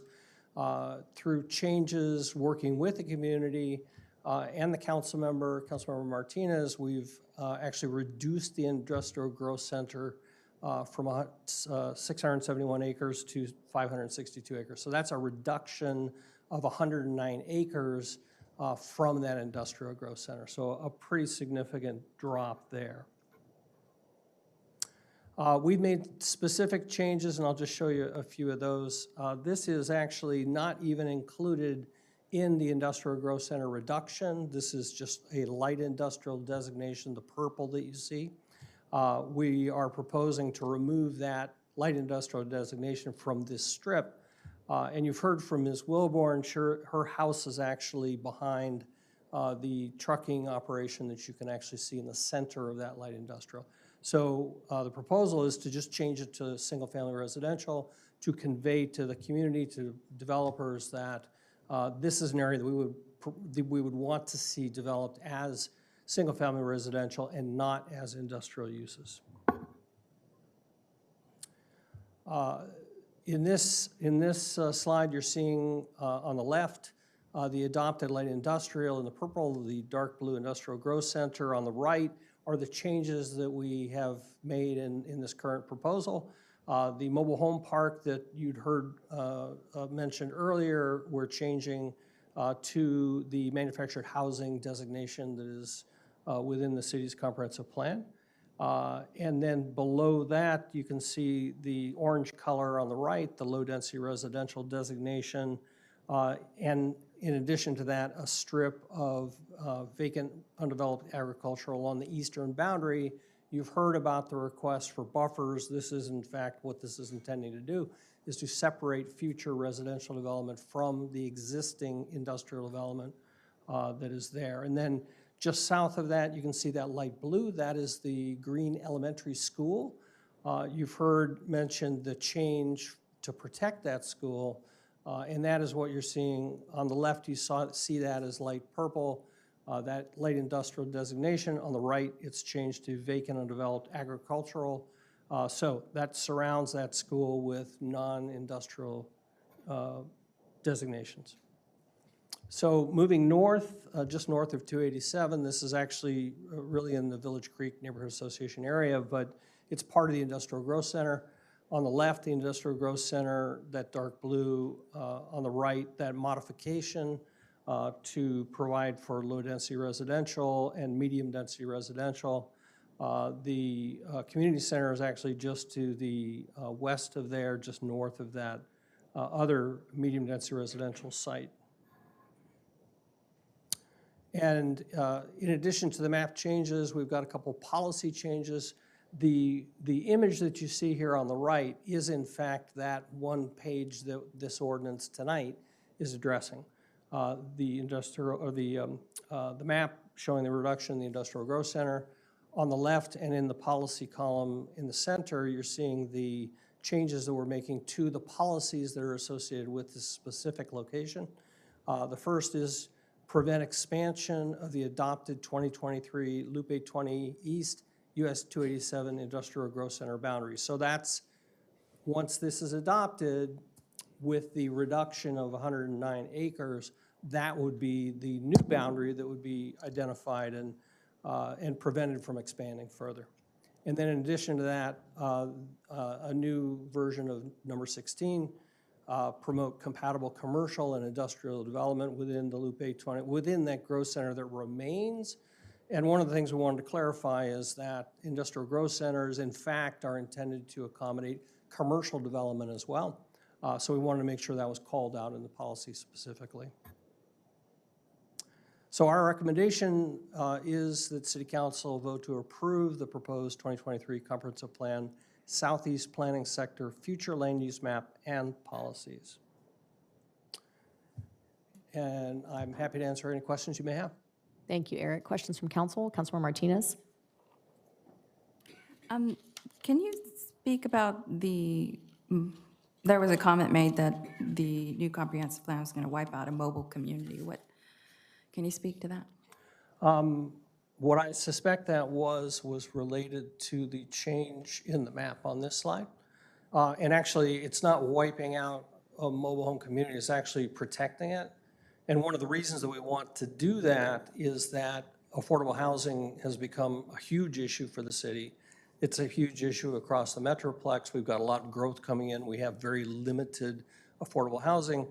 Manufactured home parks like this are excellent opportunities to provide that lower cost housing. And it's clear, 10 years ago, if you looked at this area, there would have been some of those mobile home parks in the area that were, half to 2/3 full. Now they're completely full. So it's just a testament to the need for that affordable housing. So we're not removing, we're just protecting. Any other questions from Councilor Martinez? Councilor Nettles? I wasn't counting first, but when she brought it up, it brought me to that. The changes that you have made since the community meetings that you have had, roughly is about 10 changes, maybe to the map that you have shown us tonight. And those changes that you made directly came from participation with listening to the community that's here tonight. Yes, that engagement and that communication over that extended period was very helpful. They basically shared their concerns and kept sharing those concerns, and that set us to work looking for ways that we could address those concerns. Thank you. You did a good job. Appreciate it. Councilmember Williams. Thank you, Mayor. Eric, thank you for all the hard work that you have done on the comprehensive plan. It's not a question you should answer tonight, but in the next comprehensive plan, I would like to better understand what an appropriate buffer zone is between industrial and residential uses. And so we're at the point where we need to approve this plan, but we're right on the heels of the next comprehensive plan, which is more of a long-range plan than this current iteration will be. And so I would like to see that, because clearly industrial and residential don't mix, and we need to, I would personally like to know what a good buffer zone looks like in the future. Yeah, we'd be happy to have those conversations with you. Thank you. Councilmember Martinez. Just before I make a motion, I just wanted to thank you, Eric, and your staff and all the other departments that were there at those public workshops, and to the neighbors and other folks that, came to those meetings. Just thank you for your input, And really kudos to you as well, being newer on council and taking this issue on and spending countless hours and making sure you were committed personally to helping the Echo Heights community. To Eric Flatiger and your staff, of course, to Cody Wittenberg, to City Attorney's Office, to Dana Bergdorf. We've all been in numerous public meetings, specifically in this community, but understanding the entire city was really a part of this discussion, especially as we head into the 2050 comprehensive plan. My colleagues pointed out a few very important items in tonight's discussion, but I do want to make some distinctions. First, want to thank the community members that came tonight to point out the things that are going right. This may be imperfect, but I think we've taken some important steps forward. Unfortunately, some of the rhetoric included zoning apartheid, the return of Jim Crow, and a racist city council. I'm here to tell you that is very far from the truth. And I'm very proud of this council for making very significant changes, including the creation of the City of Fort Worth's first environmental department led by Dr. Cody Wittenberg. This is a commitment by the entire council, not just for one neighborhood, but by the entire city. Most of the decisions that created the problems we have in Echo Heights were created before I was born, and much of this council is included in that. It will take time and a careful partnership, not just by this council, but also by the private sector, the private businesses that own land in this area, as we continue to downzone appropriately and create buffers in our residential areas. The concessions include the following: over 100 acres reserved for either agriculture or for residential space, protections for affordable housing, the dozens of community meetings held in various places across the city of Fort Worth to make sure we made the right concessions that are really articulated here tonight. And I already mentioned the creation of the environmental department. And I know that Cody is just getting started on the importance of this department. Whether you call it environmental justice, environmental stewardship, I don't really care. It's imperative that the largest, fastest growing city in the entire country focus on these issues. And I just want to say thank you to the city staff that worked so tirelessly to get to this one piece here this evening. My council, these are hard issues for each of us to face. And sometimes the rhetoric is very unfair, but just know that I'm very proud of the hard work we're doing together, and I think we're all excited by the work that Eric will lead us in the spring as we look to the future of the city of Fort Worth and the correct comprehensive plan for the future growth of this city. Thank you. Please vote. It is, I agree.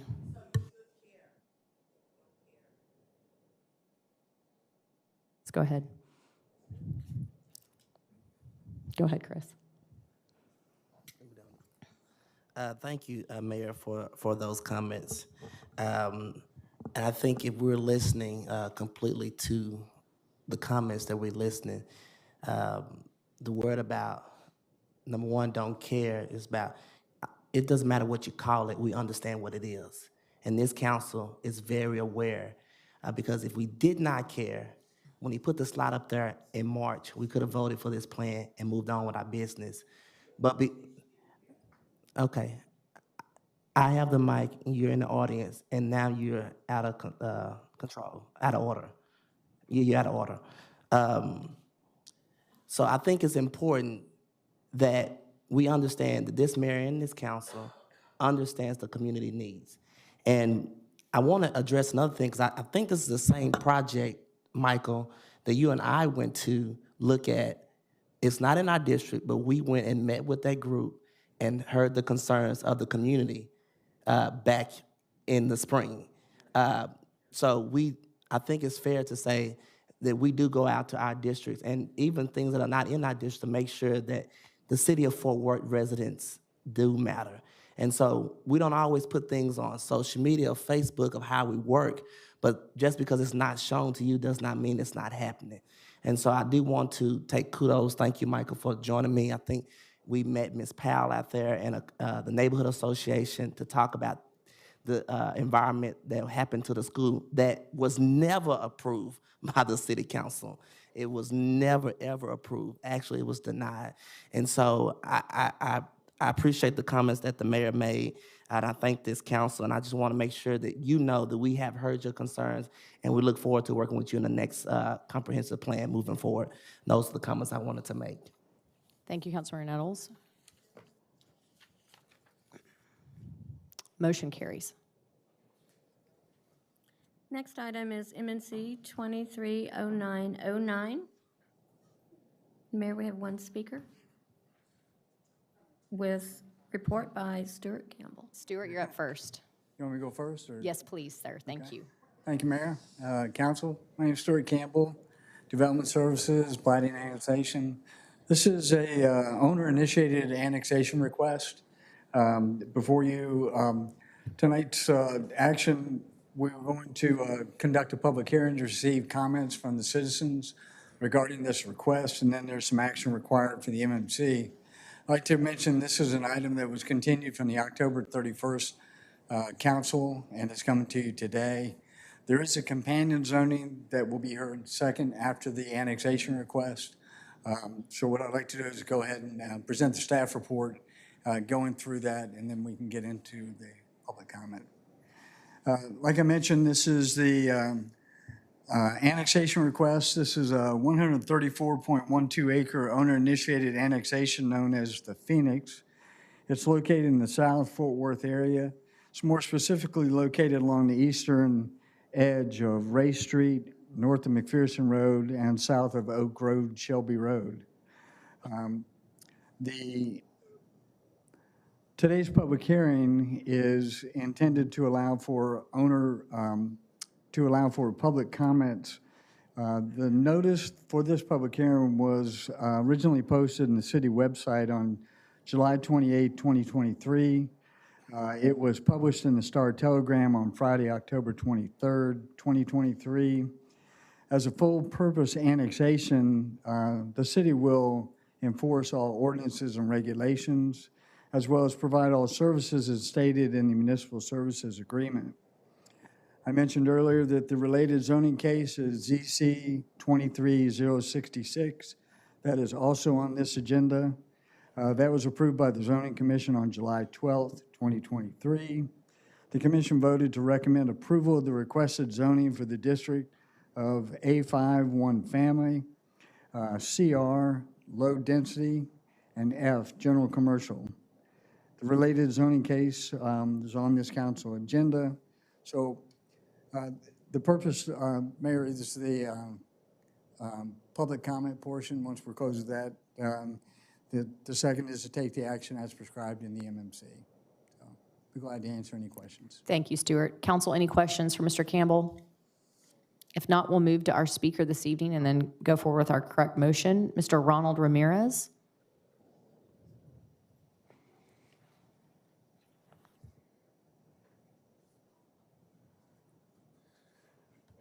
Good evening, Mayor and Council. My name is Ron Ramirez. I'm with Westwood Professional Services. Our address is 4060 Bryant Irvin Road here in Fort Worth. I'm representing our client and the owner of this tract of land here tonight. Also want to compliment the city staff who's worked tirelessly on this project with us to make sure everything is in order.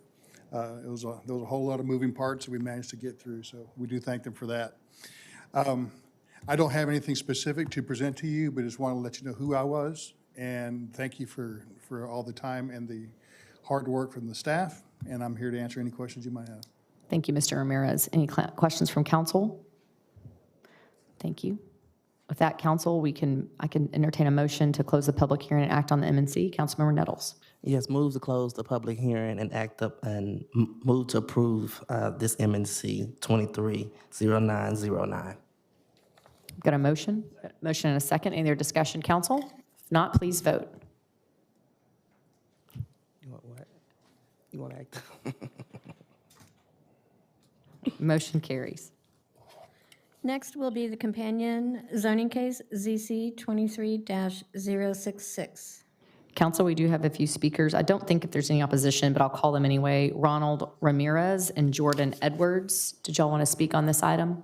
Mr. Ramirez? It's me again. I did send in a presentation that it was just, it's a little bit dated. It's a little over a year old, and things have transpired since then. But at zoning commission, there were some questions and about the project in general. So, and I was asked if I could present some materials to at least give you an idea of what is planned out there so far. So we can just flip through these slides. I'm not going to comment very much, but this will give you an idea of the type of environment that you can expect once things are all in place. Next slide. What do you want me to advance that? Okay.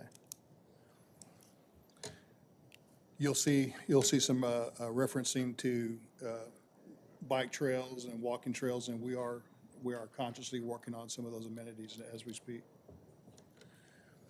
Here's an overall view. You can see we're going to take advantage of big green space there.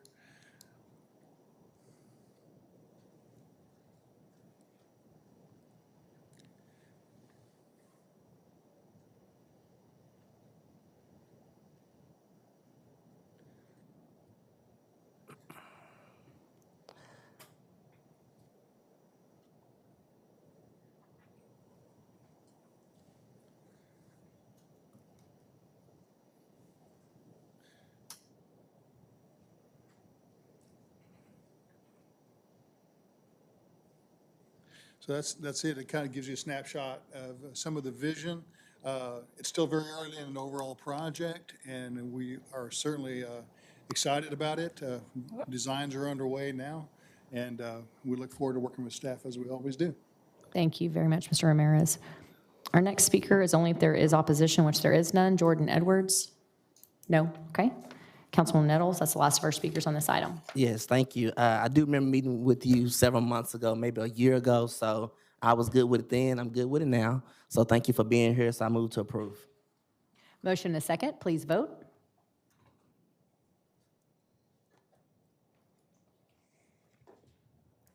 Motion carries. Next item is MNC 230955 with report by Justin McLaughlin. Justin, did you bring us coffee? Not this time. I should have. A coffee entrepreneur, so. Good evening, Mayor and Council. How y'all doing? My name is Justin McLaughlin, and I'm one of the Neighborhood Development Coordinators in the Community Development Division of the Neighborhood Services Department. On your agenda this evening is MNC 23-0955, pertaining to the adoption of a resolution of no objection that supports a 4% housing tax credit application by the Life at Westland Estates LP for the acquisition and rehabilitation of the Life at Westland Estates, a multifamily affordable rental housing development that will be located at 2950 Almeida Street in Council District 3. The Life at Westland Estates LP will submit a 4% non-competitive housing tax credit application to the Texas Department of Housing and Community Affairs, or TDHCA. In order for a 4% housing tax credit application to be submitted to TDHCA, a municipality is required to hold a public hearing in order to receive public comments on the project. The Life at Westland Estates will consist of approximately 192 units. Each of the 192 units will be reserved for households earning 60% or less of area median income. Staff has reviewed the request by the Life at Westland Estates LP and found that the development is consistent with the quality, affordable housing goals and priorities cited in the city's most recent consolidated plan. Staff recommends, after public comments are received this evening, the public hearing period be closed, then City Council take formal action to approve MNC 23-0955 and the attached resolution of no objection for the acquisition and rehabilitation of the Life at Westland Estates. I thank you guys for your time and consideration. Have a great evening. Any questions? Thank you, Justin. Council, any questions? Councilmember Crane? No? No question. Is the applicant here? There, yeah, great. We had a great conversation. I'm supportive of this. We need more affordable housing. Good luck with this application as it works through. And as I said, committed to help figure out any issues or problems on our end to make sure that we can continue moving it forward. With that, I'd like to move to close the public hearing and act on MNC 23-0955. Motion and a second. Council, please vote.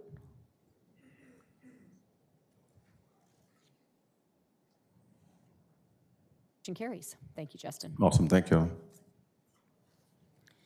Next is MNC 230990 with report by Joel McElhaney.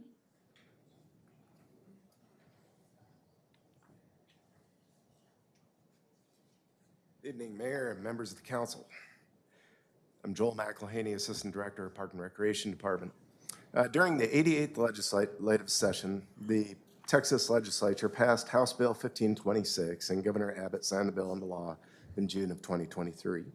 House Bill 1526 amended Chapter 212 of the Texas Local Government Code, creating regulations for parkland dedication for multifamily developments and hotel motel developments. The bill only applies to cities with a population over 800,000, of which Fort Worth is one. City of Fort Worth has a neighborhood and community park dedication policy. This policy was originally adopted back in 1977, and the most recent update was adopted by the City Council in January of 2019. The purpose of this MNC is for the City Council to authorize adoption of updates to the neighborhood and community park dedication policy to meet the requirements of the House Bill as it pertains to multifamily parkland dedications. The city currently does not have a parkland dedication requirement for hotel motel, and we are not asking the City Council to adopt this requirement. Let's see. The City Council is required to take 3 actions pertaining to House Bill 1526. Establish the suburban, urban, and central business district areas for the purpose of calculating average land value. Adopt a dwelling unit factor, which reflects the required number of acres per dwelling unit. Adopt a density factor, which reflects the diminishing expectation of parkland per dwelling unit in dense urban environments. So these are the municipal areas that are included in the MNC.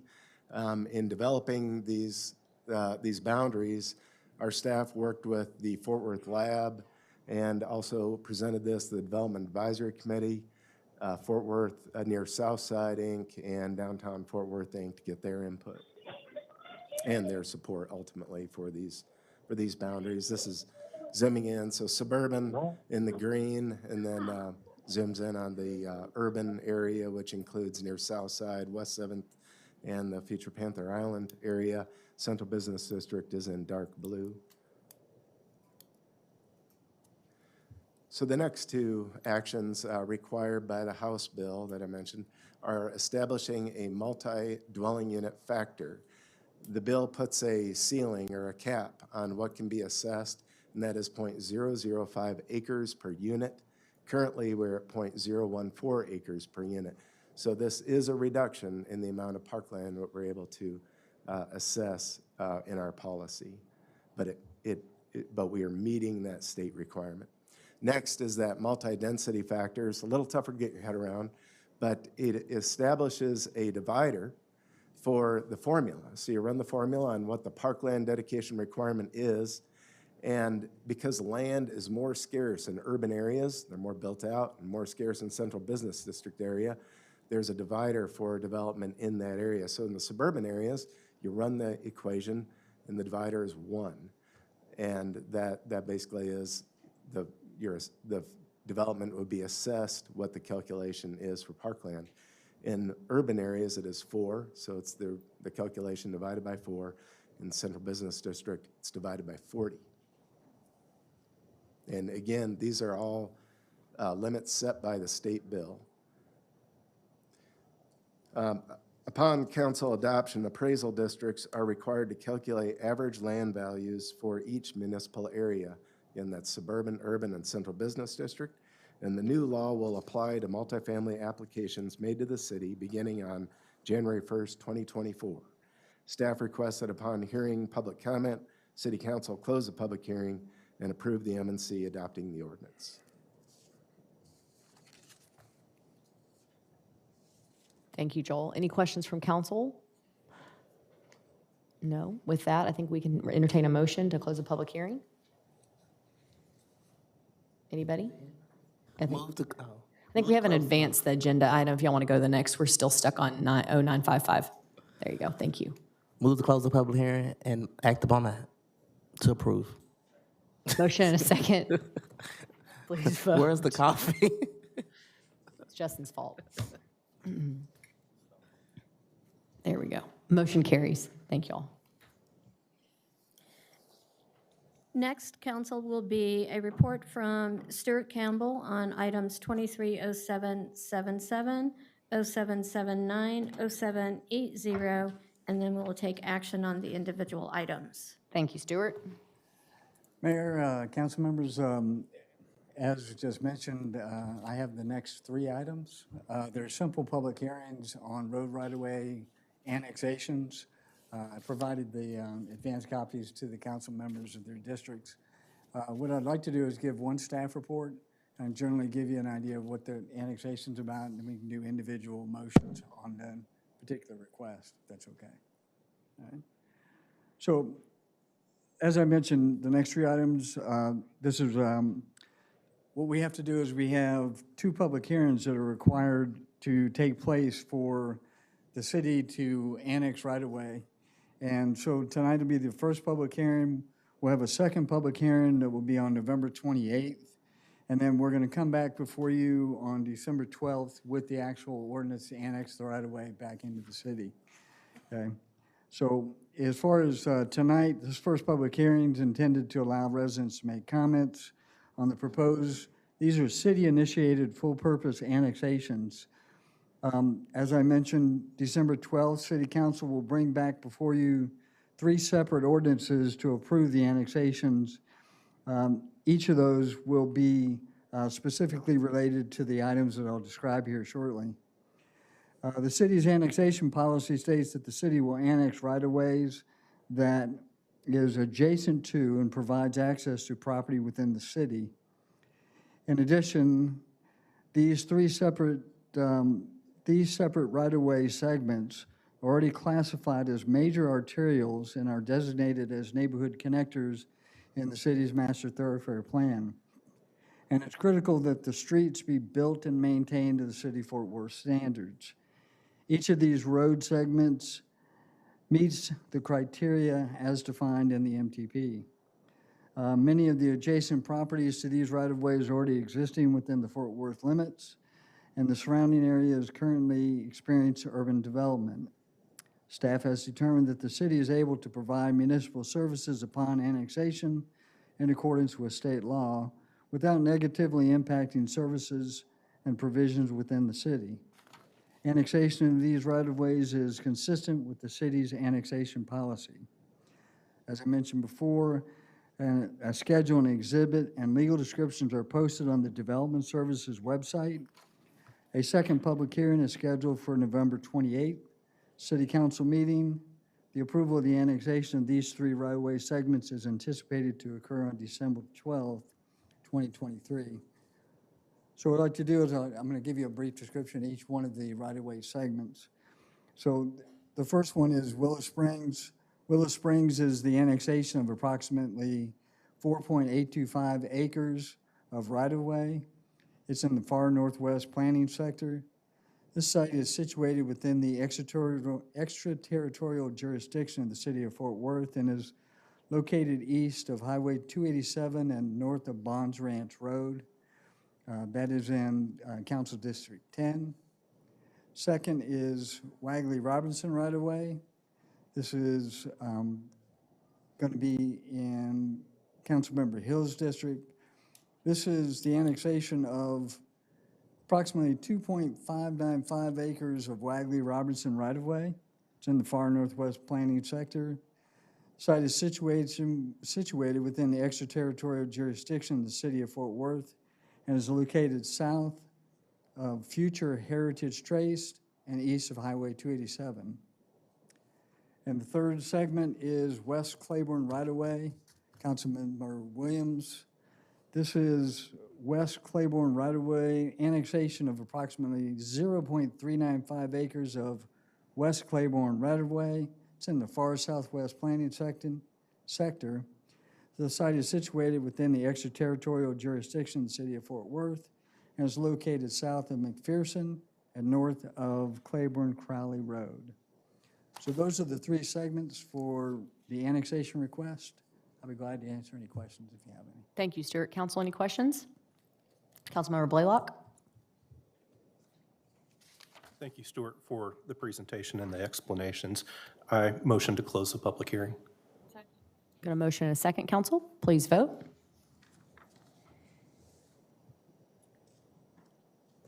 Motion carries. Thank you, Stuart.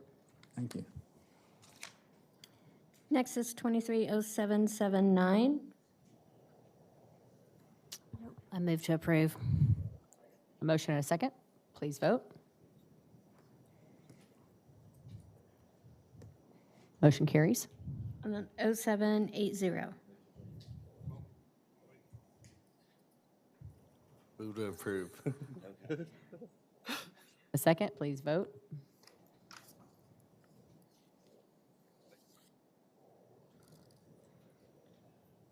Motion carries. Next is ZC-23-126. Motion and a second, please vote.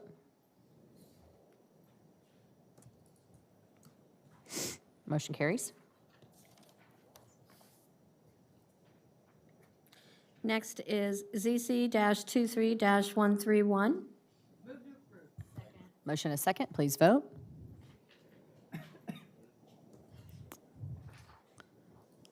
Motion carries. Next is ZC-23-097. Councilmember Martinez? Is there anybody here to speak on this zoning case? Being that it is, this has been denied by staff and by the zoning commission, and there is opposition by the neighborhood, I'm going to move to deny. Motion and a second. Quick clarification, do you need prejudice or without prejudice here? Without prejudice. Without prejudice, thank you. Councilmember Martinez, please vote. Motion carries. Next is ZC-23-111. Councilmember Crane? Is the applicant here? Oh, there you are. Hey, Mohammed. No questions for you. I just want to say thanks. Thanks for working all this out. Thanks to the staff for you. I want to move to approve ZC 23-111 with development standards for freeway sign height and sign area. Motion and a second, please vote.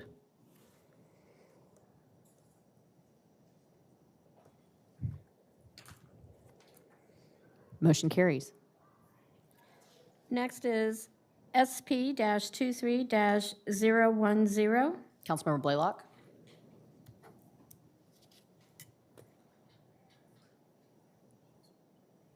Sorry. Thank you, Mayor. I move to approve. Second, please vote.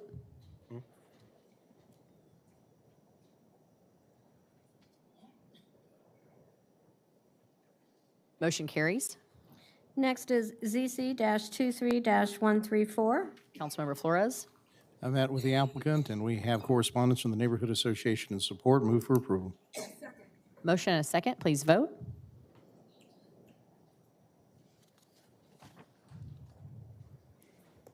Motion carries. Next is ZC-23-136. Move to approve. Motion and a second, please vote.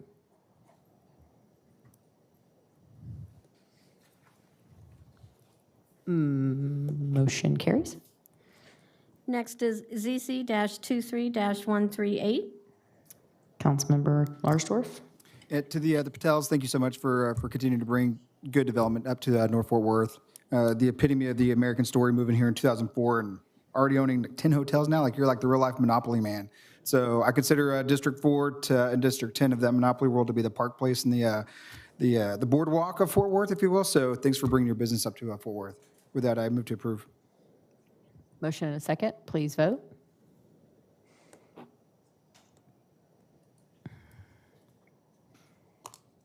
Motion carries. Next is ZC-23-141. Councilmember Martinez. Move to approve. Motion and a second. Please vote.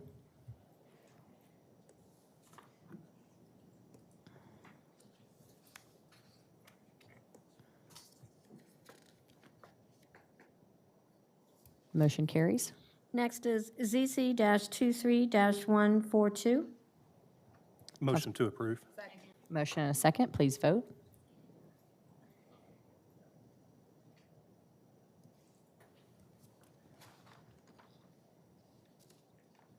Motion carries. Next is ZC-23-147. Councilmember Larsdorf.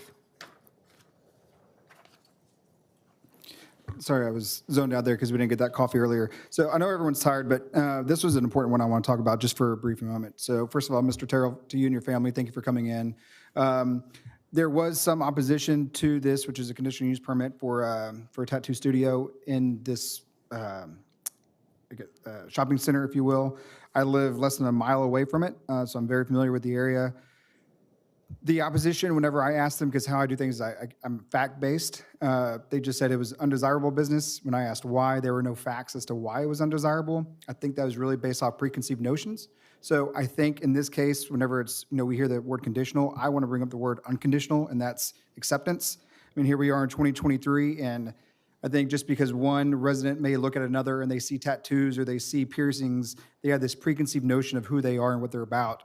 But to those who think that person is rough around the edges or whatever the case is, I invite them to have a conversation with that person, because on the other side of these zoning requests, there's a family or there's employees who are depending on the approval of it. And so I think it's important for us to actually do our due diligence and not always just listen to those no's and here's why, and they can't give those whys. If you were to get to know Jack, you'd find that he actually does a lot of work in the community. He does volunteer work with Isaiah 117 House, which helps foster kids and transition from CPS to foster homes. And he does that because he was one of those kids at one point. And so people look at him and they see tattoos and they just automatically assume, oh, look, this rough guy. Well, they don't know what he's doing in the community. So you can look at me and you don't see any tattoos from here, but if I take my shirt off, and I assure you I will not do that tonight. I will not do it. Just go online. I'm covered in tattoos. My tattoos aren't hurting anybody. Piercings aren't hurting anybody, well, except for maybe the person getting them at the time, but I digress.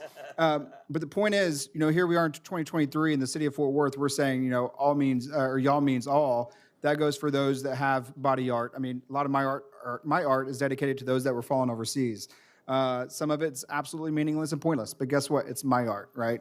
So the point here, though, is that for those communities who they have these preconceived notions of undesirable businesses, if you can back it up with facts and say, well, there's been an increase in crime associated with this particular business type, then sure, that's something we can talk about. The car wash we said no to. We went out there. I listened to the noise that it would create. It would have a detrimental impact on the quality of life for those residents. So that's an easy no.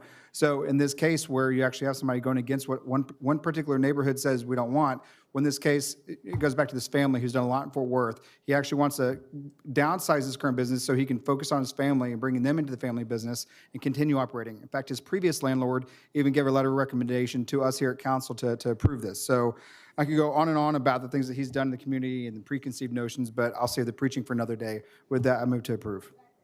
Got a motion and a second. Thank you, Charlie. Please vote, council.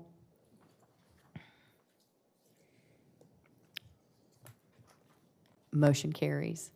Next is ZC-23-149. Jack, beware. I think Charlie was just lobbying for free tattoos. So don't you think? Yeah. Thank y'all for being here. Councilmember Crane. Yes, Braxton Harper, I want you to say a collective, finally, we're at your case for your dad here. Les, thanks for being here tonight. Thanks for all sitting through it. I love what you're doing here in this space and bringing some good investment here to this part of Fort Worth. So thanks, Les, and thanks for working through all the issues and staff and everything.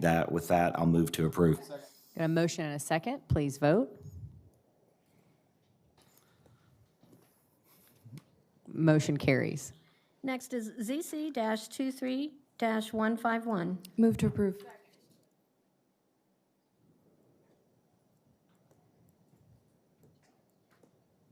Motion carries. Next is ZC-23-153. Motion and a second. Please vote.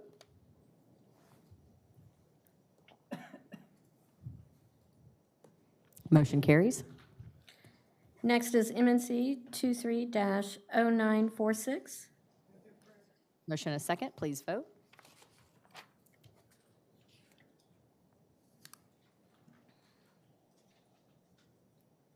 Motion carries. Next is MNC 23-0969. Second, please vote.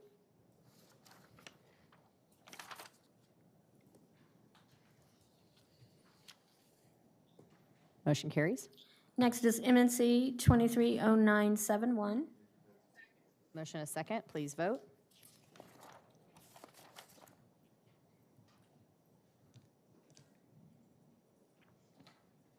Motion carries. Next is MNC 23-0953. Councilmember Hill. I move that the Fort Worth City Council adopt the resolution authorizing use of the power of eminent domain to acquire 2.53 acres in the right-of-way easement, 2.3152 acres in permanent drainage easement, and 0.3759 acres for temporary construction easements from improved property owned by Hayco Realty Ltd., located at 6100 Bowman Roberts Road in the Joseph Bowman Survey, Abstract 79, Tract 1, AG, in the city of Fort Worth, Tarrant County, Texas, to construct the Cromwell Marine Creek Road widening project, city project number 101012, from Boat Club Road, FM 1220, to Marine Creek Parkway in connection with the city of Fort Worth's master thoroughfare plan. The land rights and the improved subject property are needed to widen the road from Boat Club Road to Marine Creek Parkway. The property interest is to be acquired, is described by the meets and bounds, and depicted by the survey exhibits attached to this mayor and council communication.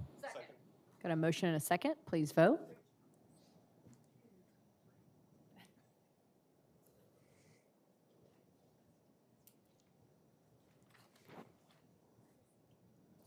Motion carries.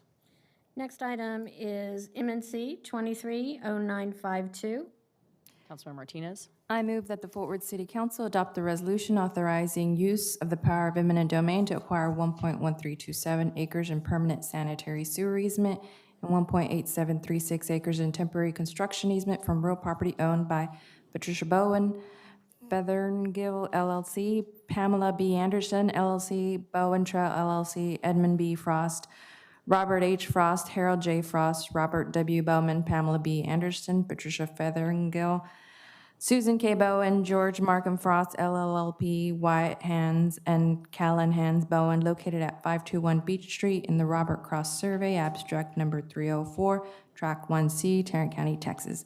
The land rights in the subject property are needed for the sanitary sewer M245 parallel relief interceptor project of public use that will connect two downtown deep tunnel sewers with the two West Fork trunk sewers near First Street, north of Gateway Park, to address system capacity issues in the West Fork Basin. The land rights in the subject property will be used for the continuation of sanitary sewer improvements. The property is located at 521 Beach Street in the Roberts Cross Survey, abstract number 304, tract 1C, Tarrant County, Texas. The property interest to be acquired is described by meets and bounds and depicted by survey exhibits attached to this mayor and council communication. Motion and a second. Please vote.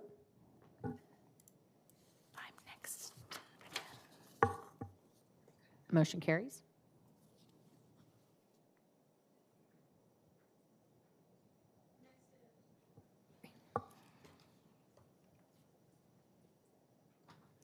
Next is MNC 23-0954. Councilmember Martinez. I move that the Fort Worth City Council adopt the resolution authorizing use of the power of eminent domain to acquire .017 acres permanent sewer facility easement from real property owned by Isaac W. Jones and Angelo Manango.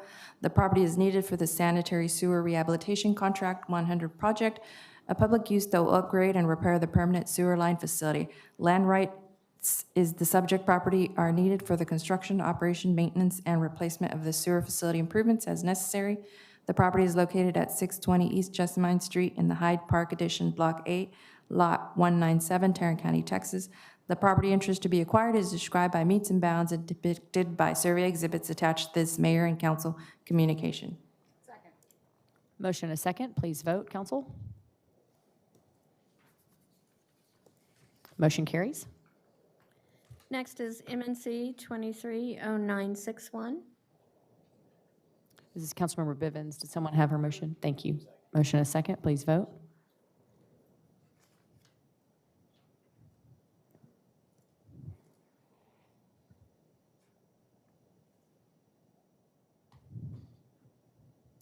Special thanks to city staff. This is part of our open space acquisition, so everybody worked very hard on that. Councilwoman Bivens was excited. She's just not here to express that. We already did it. Don't worry.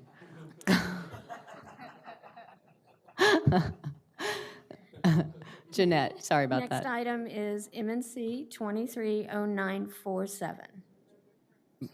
Motion and a second. Please vote, council.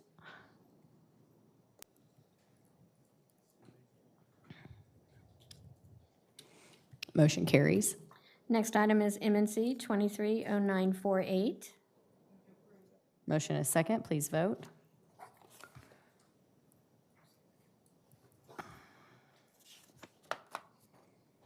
Motion carries. Next item is MNC 230949. Motion and a second. Please vote.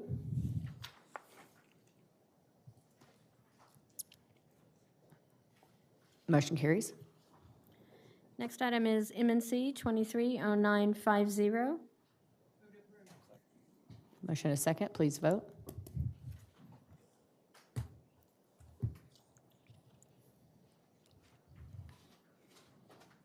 Michael, hit your vote again. Sorry. Motion carries. Next item is MNC 230951. Councilwoman, yeah, that's good. Motion and a second. Please vote.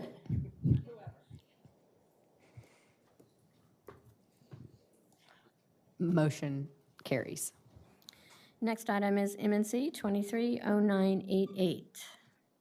Motion and a second. Please vote.